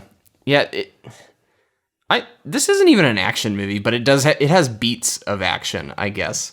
Well, and this was intro like and the ending. Yeah, it was very satisfying to see Stansfield go out in this just blaze of fury. Okay, so do we have any final thoughts on this film? What do y'all think about how Matilda is her character is wrapped up? Does this? Are you like, yeah, I want to see where this character goes, or because she's going to get back into the I want a sequel the now. Hitman biz. I need it. I think I would be disappointed if there was a sequel. I kind of like the way it wraps up, Like, Yeah. I kind of want that to live in my head It's perfect. untarnished, Yeah, you I know? know. What I mean? We know she's not going to get a traditional happily ever after. Right, know. right. But I do like the way it's wrapped up. I think Yeah. No, it's I don't think appropriate. any of us disagree with that. It's Well, just also the fact that where she ends up is in this more wooded area outside of the city. So there's this absolute separation from the old life, to yeah. a more Much more promising safe, future. Yeah, exactly. secure. And also, it's directly wrapped up with the antagonist that is responsible for the death of her brother Right. is gone now. There's not like this overarching like enemy or organization that needs to be taken care of. Right. Like that resolution or that thread is resolved. Right. And So- weirdly, it's also resolved. She no longer has these toxic parents to deal Right, with. right. Either. Right. I mean, I'm sure she would have loved to keep Weirdly, her brother. The enemy kind of helped her. Like it's Yeah. both him and Leon kind of In a got roundabout her. way. And, yeah, it's. Yeah. I'm not saying it's a good reasoning for Well, we actually don't know where but- she's going to end up from now. She's Yeah. she's Look, Still. as soon as it got to this point, I was like, oh man, Natalie Portman reprising this role would be amazing. And I know Irina said like it could end here.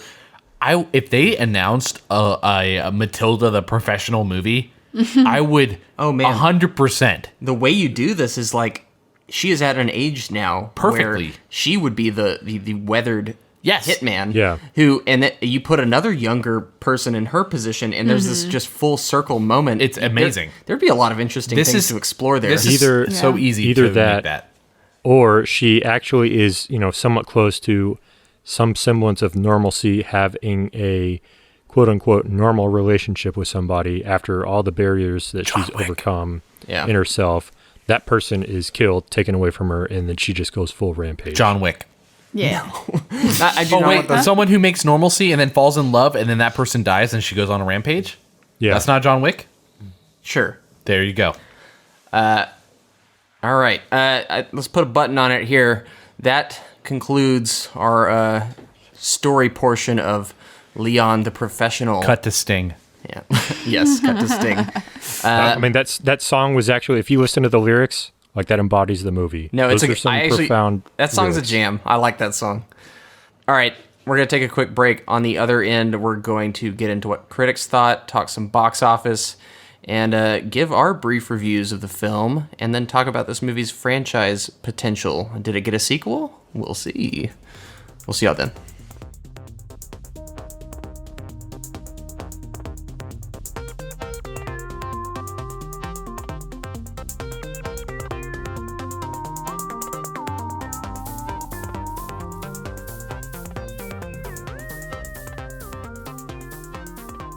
All right, welcome back. Let's talk Léon the Professional. David, you got our scores in a bowl there. You want to pull them at random? Yes, I will. Let's see. Who's going to be the first one? Any guesses? We never do this. I don't know why I'm bringing it up now. It's not me. It's not me. Sam. Dang it. I hate going first. Dang it! I hate going first. 7. That's me. Very rewatchable movie. Even though there wasn't any football. Jokes on you guys. Just like Tomb of the Dragon Emperor. Yeah, Tomb of the Dragon Emperor gave it a 7. Okay. 9.5. I gave this one a 9.5. I am surprised. I knew you would be. This is a movie where I was trying to find flaws. I don't know how it hit me so much. I could rewatch this movie. It is rewatchable. I feel like there's elements that I could catch every time I watch this that are new. Would you rewatch the theatrical or the extended edition? I would watch this extended edition. Anything that has more content, honestly, is what I would rewatch. Because I guess once you first experience the discomfort, then you're kind of used to it already. You're desensitized, so... And maybe my watching changed it because I watched the theatrical first and then I saw the extended edition. So I got to see sort of how they wanted it to be, and I saw that there were scenes where I felt like they missed something. In rewatching it, it felt complete. Now they were uncomfortable, but not it made it more real. And just because something is uncomfortable doesn't mean that it's not what's real. I don't know. Like the fact that there is a girl who's coming on to a guy that's older doesn't make it wrong. That it just doesn't means fully encompass what happened there. no, but the scenes that are cut are almost always scenes that are uncomfortable for American audiences, Yeah. which have to do with her coming on to Leon. And I felt slightly uncomfortable, but it made it more real for me. And I would rewatch this movie. I feel like I've said this over and over again, but I don't know. This is a movie where I was way caught off guard. I mean, with every single performance, I'm normally not a child actor or actress kind of guy. When I saw Natalie Portman portray this, easily my favorite child actor in any movie we've covered, maybe except for Never Ending Story 2, yeah. Kidding. But High praise. Leon caught me off guard. It wasn't the type of Hitman movie I was expecting. And obviously Gary Oldman blew me away. I mean, he killed me just like every other person in this movie. I'm tempted to give this a 10. I was like, I was swaying between 9.5 and 10. And to be honest, I don't have a negative thing to say. Like, I really don't.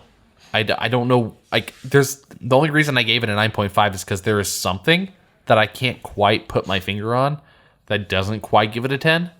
And it just doesn't hit the emotion, like quite the emotional high that you're quite looking for, but it's just almost there. Yeah. That's the personal preference point range. Yeah, it might be, yeah.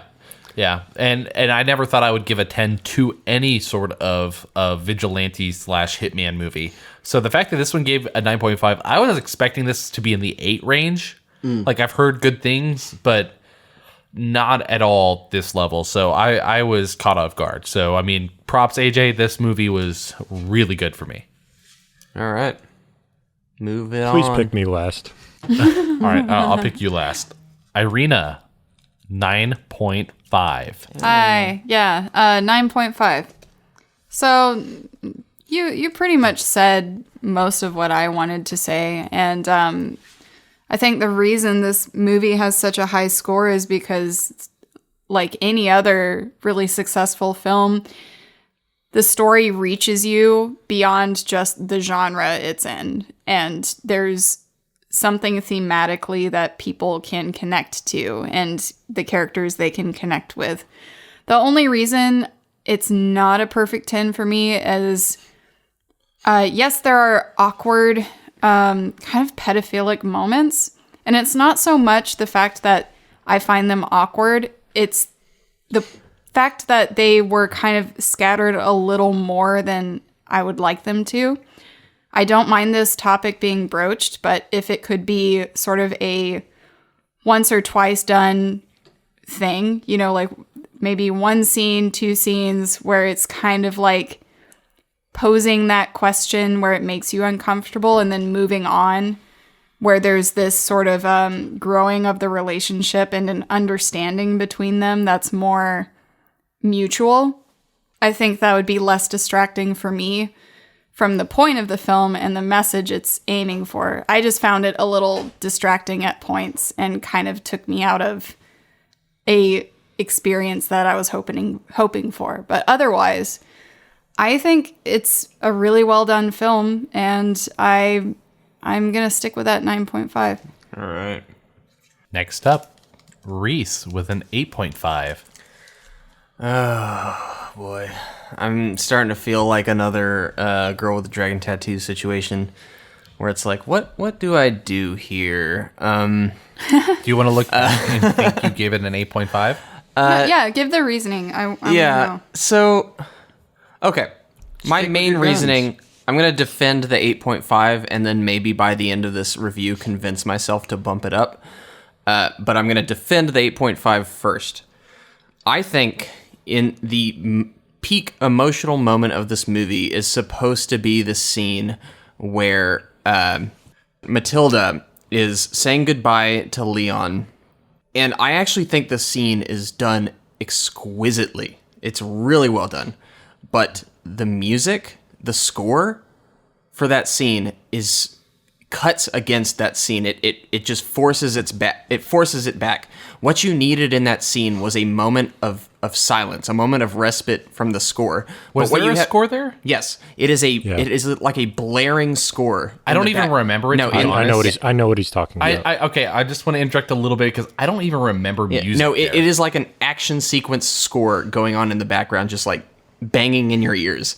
And it's like, I could hear what they were saying, yes, but it was like, it just cut against that emotional moment where I felt like it would have been much more important to have that scene be a little more like a calm in the middle of the storm, where it's like they're saying goodbye to one another and you can hear the dialogue clearly, and maybe like play some soft strings or something and then get back to the clashing, banging music. That's how in my brain I remember it was silence. It was rewatching. No, I believe you. I just, that's how my brain cut out everything in that moment.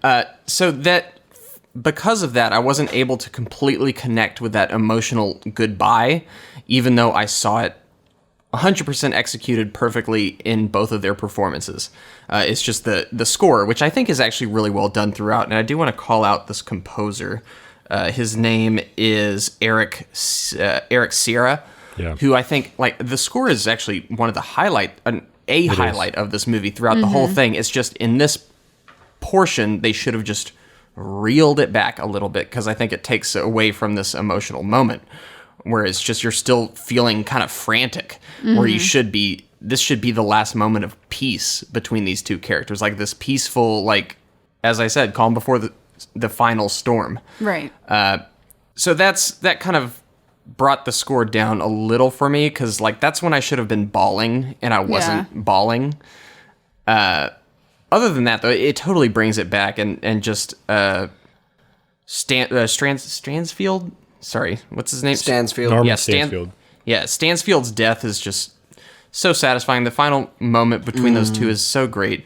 There's so much great symbolism in this movie, and I think this movie is just so well paced, and I find it hard to knock anything else against this movie other than the kind of ickiness between the two lead characters, and how, like, this movie really tries to, straddle that line.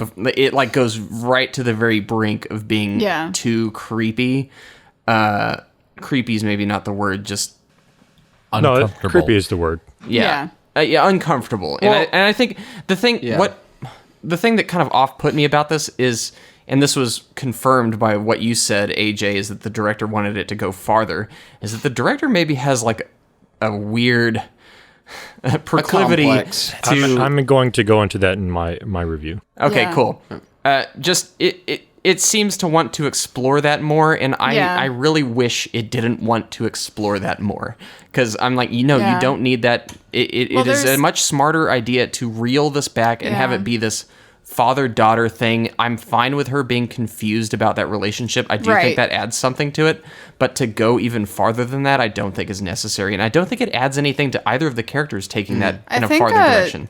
Nathalie Portman herself mentioned that it's that kind of role kind of pushed her into the Lolita roles for further films. Yeah, which is kind of a dangerous portrayal. Like, you can do it in an artful way that makes sense for a movie, but there's this idea of, precocious young girls being seductive to the audience, and that's dangerous. Like, it raises a question of sexualizing a young actress. Like, yeah, so it's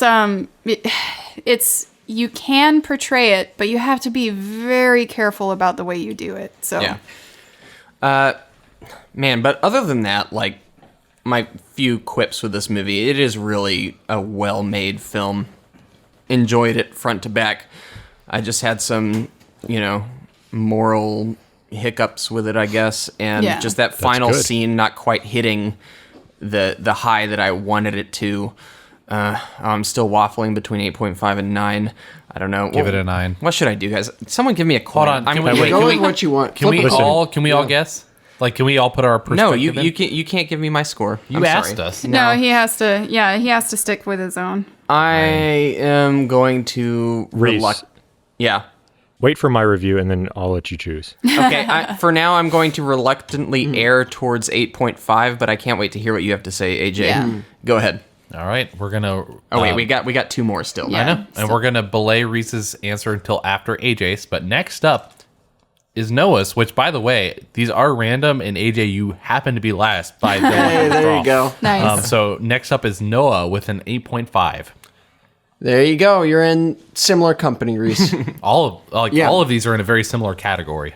Yeah. I'd say overall, critically and thematically, and as far as a film goes, I can't really fault it, except for the preference points, and then the whole dynamic between Leon and Matilda. Yeah, I thought like that could have been a beautiful relationship, and they kind of went too far in my opinion, with that, and it's okay to show that and You're her so confused, as you American. said. I mean, I guess. not wrong. There's nothing. Yeah. But what became more of a problem with it for me is not that they decided to show that aspect of it in the movie, but that it almost seemed like they were condoning it. And it's like he's always reluctant, but it never outright is stated that Takes it a hard stance. actually is wrong. Right. And even if he's a very simple guy or childlike guy, he's probably like 40 here, you know? I think Yeah. he was No, actually 30s. no, Late he was not 30s? 40. He is 40s. Yeah, I think he's 40s. I thought he was 30s, but I don't know. Anyway. He's got gray hair in does. his beard and hair, and Yeah. She's 12 years There's old. a That's big, the point. There's Yeah. a big age difference. yeah, like he's like this old, and she's 12. That is, I just can't overlook that.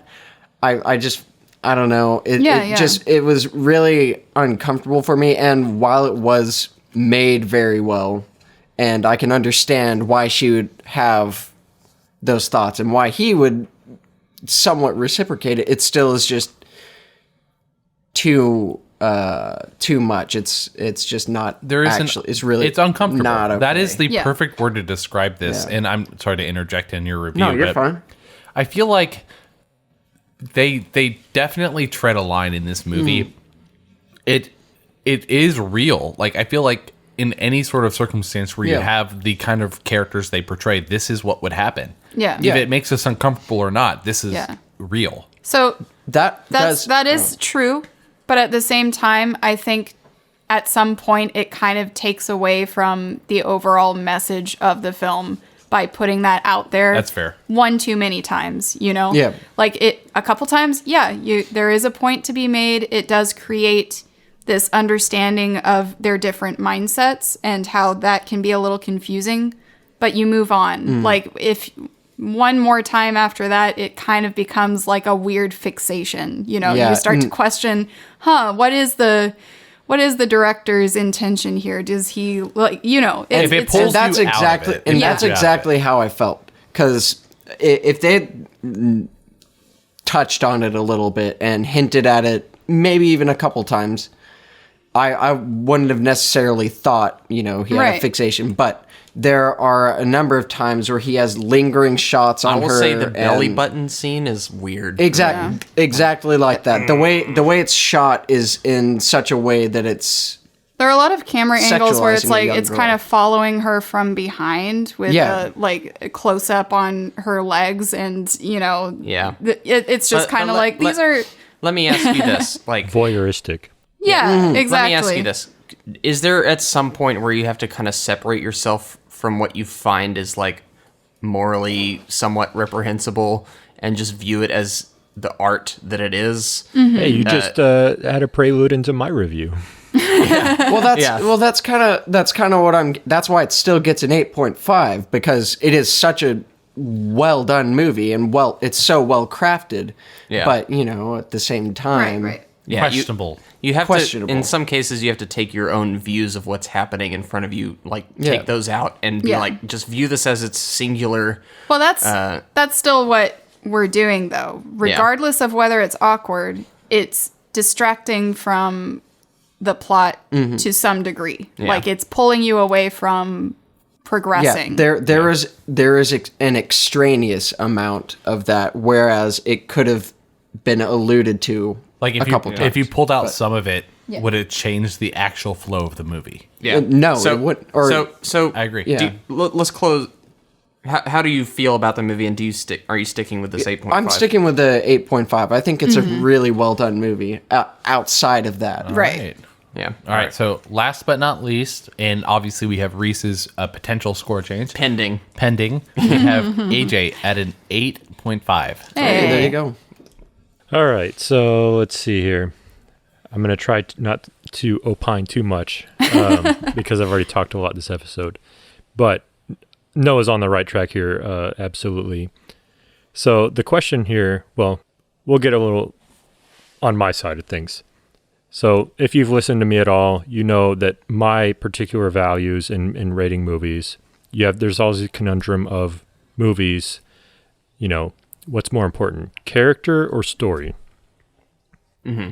So I tend to usually fall on the character side. Some people fall on the story side. This movie definitely falls on the character side. That speaks to me.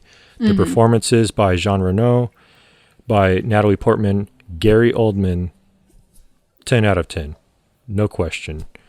I mean, that you feel emotion for these characters. You feel the realism. You feel drawn into their development, the complexity of their humanity, their faults, their flaws, their angers, their purposes. And that's amazing. Like, very few movies really draw you into the emotions of a character, or multiple characters, rather, to this extent. Mm-hmm.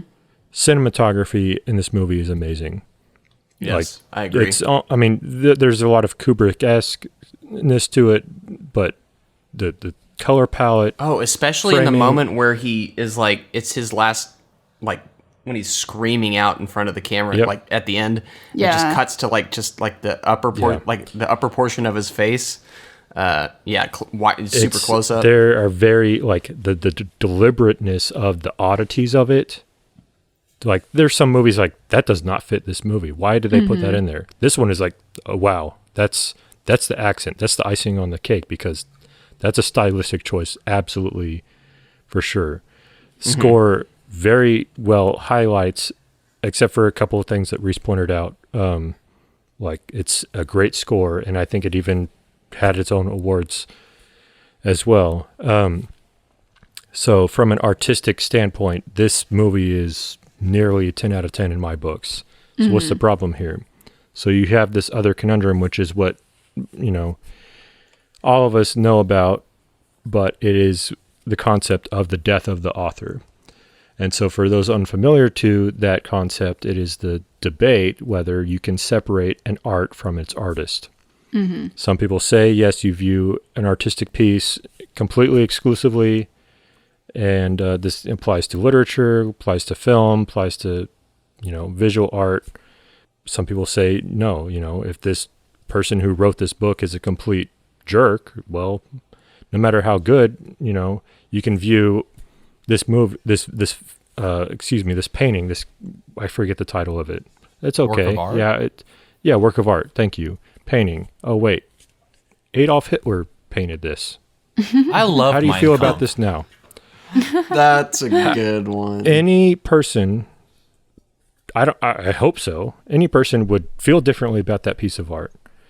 If you separate that, completely, I don't know that any person can truly separate that. But that's a whole discussion I'm not going to touch on that. But some people are absolutists about that. I feel like that's a discussion point, and that's how I feel about this movie. This movie, from an artistic standpoint, is very close to perfect. But knowing what I know about about Luc Besson, and this movie is almost a love letter to his, at the time, wife, who he met on his next film project, who was 15 at the time, and who got pregnant at 16. And there's a kind of parallel age difference there, and some other allegations later on kind of ruin it for me. Yeah. That's I didn't even know about things that Noah pointed out that kind of verge on too much of, this is not just a discussion-provoking thing. This is actually an auteur aspect of the movie, of Luc Besson himself being, this is the root of the word professional, profess, like he's professing his love. It does put its hand in it. And for me personally, the question of the death of the author, it bleeds into it. So that's why this movie got an 8.5, even though artistically, standalone, take away who the director is almost a 10 out of 10, probably. So there is a complication in that I feel, where if there is any form of complication when you find that kind of thing out, wouldn't it ruin the whole scoring system entirely, not just drop? Yes, and you're right. And that's why I think there's no absolute answer. Only a deals in absolutes, by the way. but it's a discussion provoking thing. And Right. if I viewed this movie as all these uncomfortable scenes are intended to provoke discussion, wow, that is brilliant. Yeah. But now I know that this director is actually just signing his signature on how he feels about certain things.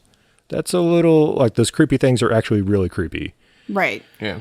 So that's why it dropped from a 10 to an 8.5. But on the same vein as Death of the Author, I will give props and credit where it is due to Jean Reno, Natalie Portman, and Gary Oldman especially. Right. Because another thing that is very important in my books is a strong villain. Yeah. And Stansfield is one of the best villains in any kind of work that I know of, in my opinion. As Irina even pointed out, as little screen time as he gets, holy smokes. So I'm bumping this up to a 9. There are obvious caveats to the creep factor of this movie. Right. And especially if you watch the extended edition, I think that the theatrical edition does a okay job of kind of editing those down to an audience. And as David has said, that, you know, cultural differences definitely speak to things. Yes. But, you know, knowing the director's personal history also bleeds into it, unfortunately. Right. And that's kind of sad, because this work as its own piece, you know, standalone thing is amazing accomplishment from all technical standpoints. Yeah. So that's why I'm bumping it up, because I want to acknowledge those technical standpoints. Right. And I want to Yeah. acknowledge the work that especially Natalie Portman at her age put into this. I mean, it's astounding what she put and It's what stupid. she made me feel at an emotional level from as young of an actress as she was. Right. Gary Oldman putting himself into that role, and Jean Reno, of course, as well. So that's why I'm bumping it to a 9 for their sake. Yeah. And then, you know, things are complicated, as this movie shows us itself. Life is not black and white. Things are ugly. And, you know, there's ugly things on the context of this movie, but I still appreciate it.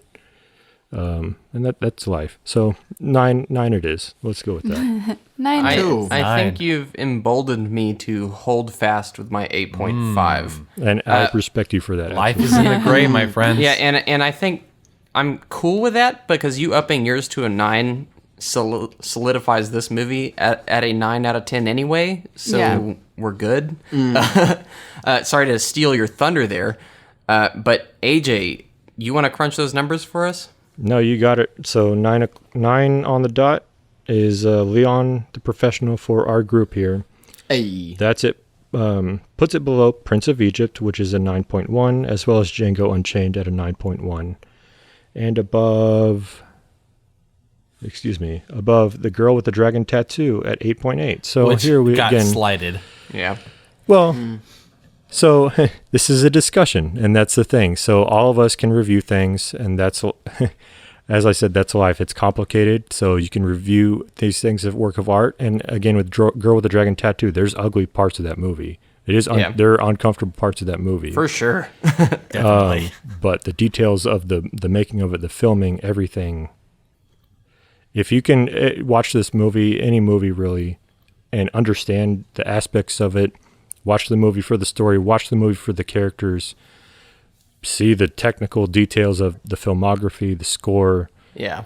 and then understand its place in the world and how you live your own life. I mean, that's what this is all about. So what place does this put the movie at in total lineup? so that puts it at a number 10.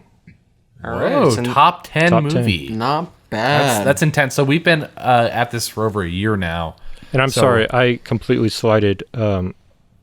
Fistful of Dollars had an 8.9, so that was actually above The Girl with the Dragon Tattoo. Oh, okay. Gosh. So Girl with the Dragon Tattoo is now number 12. Fistful of Dollars is number 11. We have here Léon the Professional, We extended got another edition 9 on the board. at a 10. Prince of Egypt at a 9, and Django Chained also tied at that 9.1. Perfect. That's that seems right for this one, honestly. I kind of Yeah. like it. I like I its agree. placement. Yeah. Things are messy.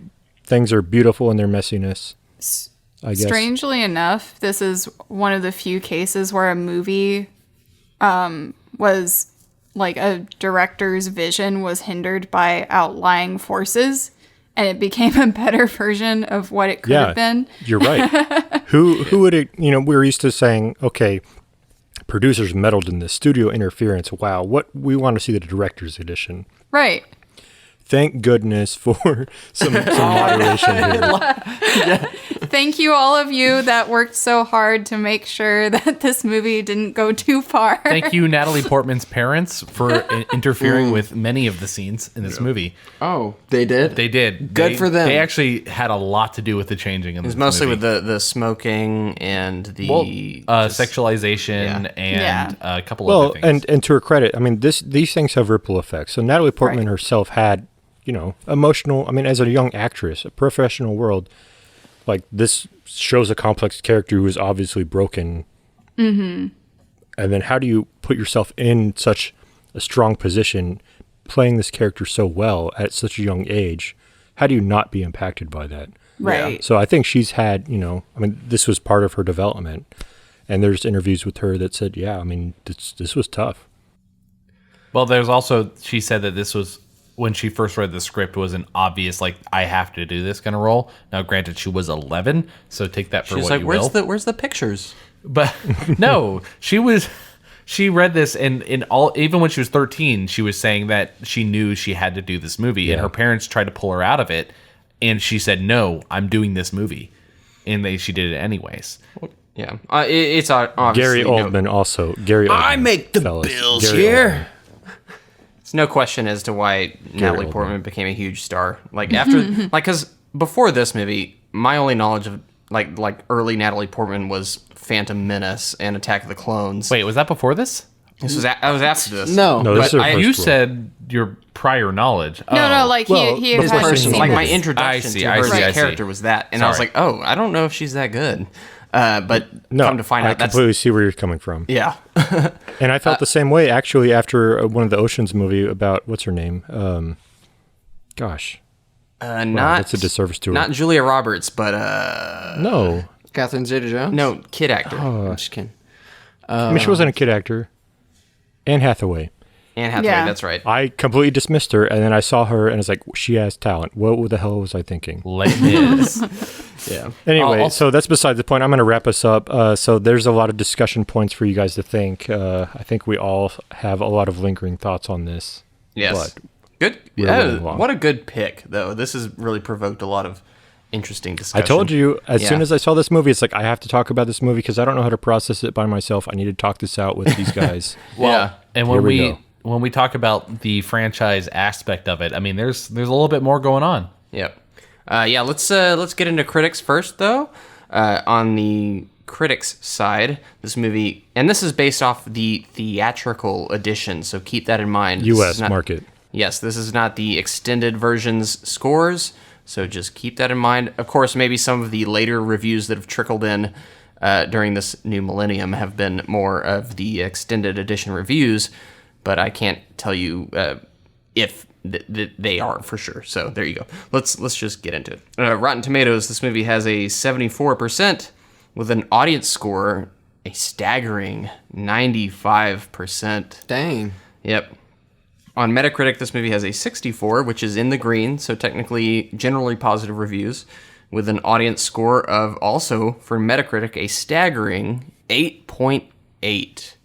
And on IMDb, I'm going to, it's trifecta here, a staggering 8.5. So audience, what I noticed throughout, this is one of the highest audience scores I've seen for a film across like all three websites. Like This is one of those movies that's like considered a cult classic, but honestly is mainstream, like widely lauded. Yeah, it's Right. weirdly like critics generally liked it, so it was never derided as a bad film. Well, it's weird because it's definitely a critic movie watching it, but it also is a classic blockbuster. Yeah. It treads the line between both. No, but people love this movie like it, more than I thought. Like when I saw the The Rotten Tomatoes audience score and all the audience scores, I had to do it like double take. Like, wait, really? Oh, wow. And this was before I was putting together the episode before I watched the movie, so I hadn't seen it yet. So I was like, oh, dang, that's crazy. It kind of reminded me of like a Boondock Saints situation where the critics, Yeah. although critics like Leon much more than they do Boondock Saints. The Boondock Saints would have it had a negative critic score like way down in the basement, and the audience score was like so drastically higher. I'm not gonna say I haven't looked up the reviews of this, but there's something about this movie that reminds me of American Beauty, and I haven't. It's the belly button. It's the belly button. Put yourself in the shoes of a critic. I mean, what speaks to you? The technical stuff. This movie has technical stuff going for it. Oh yeah, there is vision behind this movie. It is when you watch it, it is a piece of art. It really just comes down to just where you stand with some of the directions it goes. That's a nice way to put it. Yeah. Yeah, David. What? I gave American Beauty lower score. I'm just messing with you, man. Okay. Damn it. So critics liked it. Audiences loved it. Let's move on to the box office. This movie released on November 18th in 1994. Its competition that weekend was Star Trek Generations, Miracle on 34th Street. Those were the new releases that coming out same day, same date. What month? November. Yeah. Also in theaters at the time, a movie we've already covered, Interview with the Vampire, The Santa Claus, and The Lion King. Oh my gosh. This is so weird to place contemporaneously. Yes, it is. I know. It is weird. Yes, it's very weird. So this movie was budgeted at around, 15 million. Yeah, it was about 15. Pretty low. 15, 16 million. What do we think this movie did worldwide? Let's start with David. So, I didn't expect to go first, but just thinking on how we've done this game, I mean, this whole game is stemmed, for those out there listening, from a game that would occur on Sundays when we would get coffee with Reese and we would play the box office game where he would, we'd pick random movies and see who could do better. And we've learned so much from how, how movies do on opening weekends versus, total. And it's complicated, especially when you include other movies that came out at the same time. This one might be one of the hardest. Yeah. Because it goes against Lion King. It goes against... Well, mind you, Lion King was a few weeks in already. It doesn't matter. It was and probably precursor still to doing holiday better. season. Also, Lion King is not ever going to be direct competition to No, The Professional. it's a different audience, and that's the thing. And what was the other one? We had Christmas movies Santa Claus. happening. Santa Claus and Miracle on 34th Street. Yeah, both Christmas movies. But the thing is, there are still people who would watch this that would also want to watch other movies. I think This is a classic case of counter-programming. The only reason Leon the Professional came out during this time is okay, there's all these family movies out right now. We're going to be the one for the adults. Adults are going to want to see something that's not The Lion King. It's unique, and it is definitely different than other movies that come out at Christmas time. It's not a Christmas-themed movie in any sense. Stop filibustering, David. I've been trying, literally, as I'm talking, I've been trying to think of numbers. All right. I'm just going to put a hard line down. 35. Oof. 35 for David. Yep. Irina. 30. 30. Noah. What was that budget? I just talked for an 15. hour, and Irina just laid down one sentence. Sorry, I one couldn't line. hear what you said. AJ. It's around 15 million. Around 15 million. 50. 50? Yeah. AJ. I'm optimistic with the critical reviews, 60. 60. All right. Don't box me in, please. Noah, you're actually the closest. Hey. There it is. So this movie made 46 Dang million. it. Dang, okay. I was All right. close. I was close. 46 all pretty million close. worldwide, which would ultimately deem it as a mild success story. It did 19 million in the U.S. off of a 5 million opening, so it did roughly 4 times its opening weekend, which is pretty decent legs. That's definitely enough for a sequel. Although with those Christmas legs, you expect it to go even farther, especially with Christmas legs. with a more prestige picture like this. Shoot your eye out, kid. We call those thunder thighs. Yeah, it got widely ignored at awards, which is probably what it was playing for. Didn't get any of that love. Wait, no Oscars? No. What? Not that I know of. From what I checked, it did not win much at all. Even though critics were decently warm to it. But it did develop, as AJ alluded to, a cult following. It did really well in like DVD, Blu-ray sales across the years, and now is kind of regarded as a bit of a classic. It's like, it's not one of the top tier ones, but it's like you go down to that second tier, and that's kind of where you'll find Léon the Professional. It's The name has weight.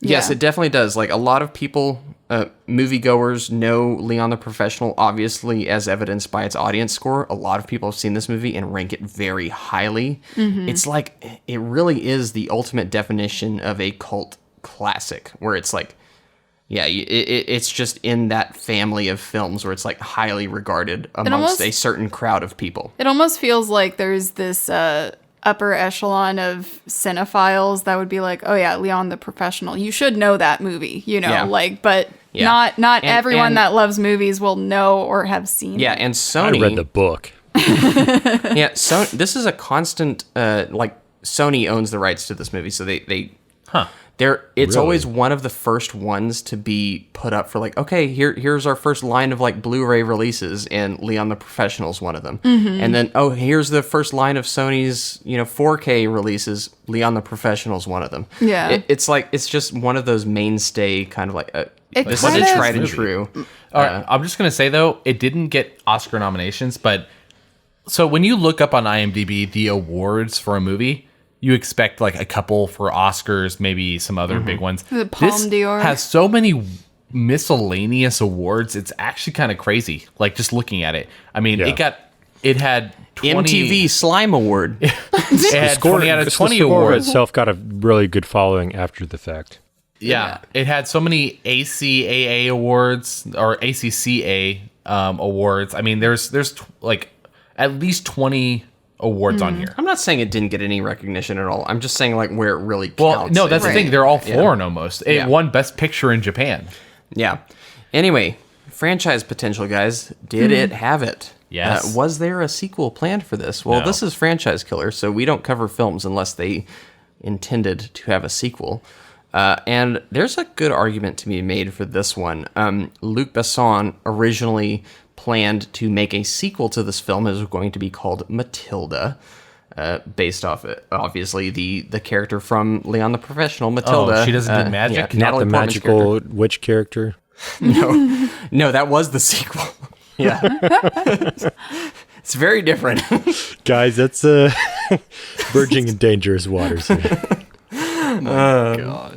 But there's some murky stuff here. Like Luc Besson, while he was waiting for Natalie Portman to get older, started his own movie That studio. just sounds bad. That's that's a Sounds weird super statement. creepy. I'm going to paraphrase for you. He wrote a screen treatment for a sequel. He wanted a sequel. He wrote a Yes. script for it. Gotcha. While he was waiting for Natalie Portman to be more eligible for this role, Nope. I'll say that. Nope. From Anyway. from a numerical age Right, stands yeah, for exactly. the appropriate character age. He started his own movie studio called Europa Corp, which is still around today. That he used that he works with that studio to he made Valerian through that same studio. But apparently the original company, the Gaumont, or I'm gonna butcher that name, Gaumont Film Company, were really incensed by him going off and creating his own film studio. And they have the rights to Léon the Professional, so they decided to just completely lock those down and have them be completely inaccessible to Luc Besson due to his betrayal of them. So something I will say also on that was there have been a lot of interviews with him asking for a sequel for this because Natalie Portman is that age. And I agree, where you could reprise this role and make a good movie. Unnecessary addendum. Okay, I will addend my addendum and I say agree. like they could make a really good movie right now for this, and where she is the hitman or hit woman. And Besson basically said, I could write a movie for this to make a sequel, but it would be more out of money than it is out of passion, and that's not what I'm about. Yeah. That was his sentiments. He just doesn't like the fact that. Anyway, let's she's let's old get now. on track. Yes. I thought that was important. Mildly. No, it is David. Thank you. It is.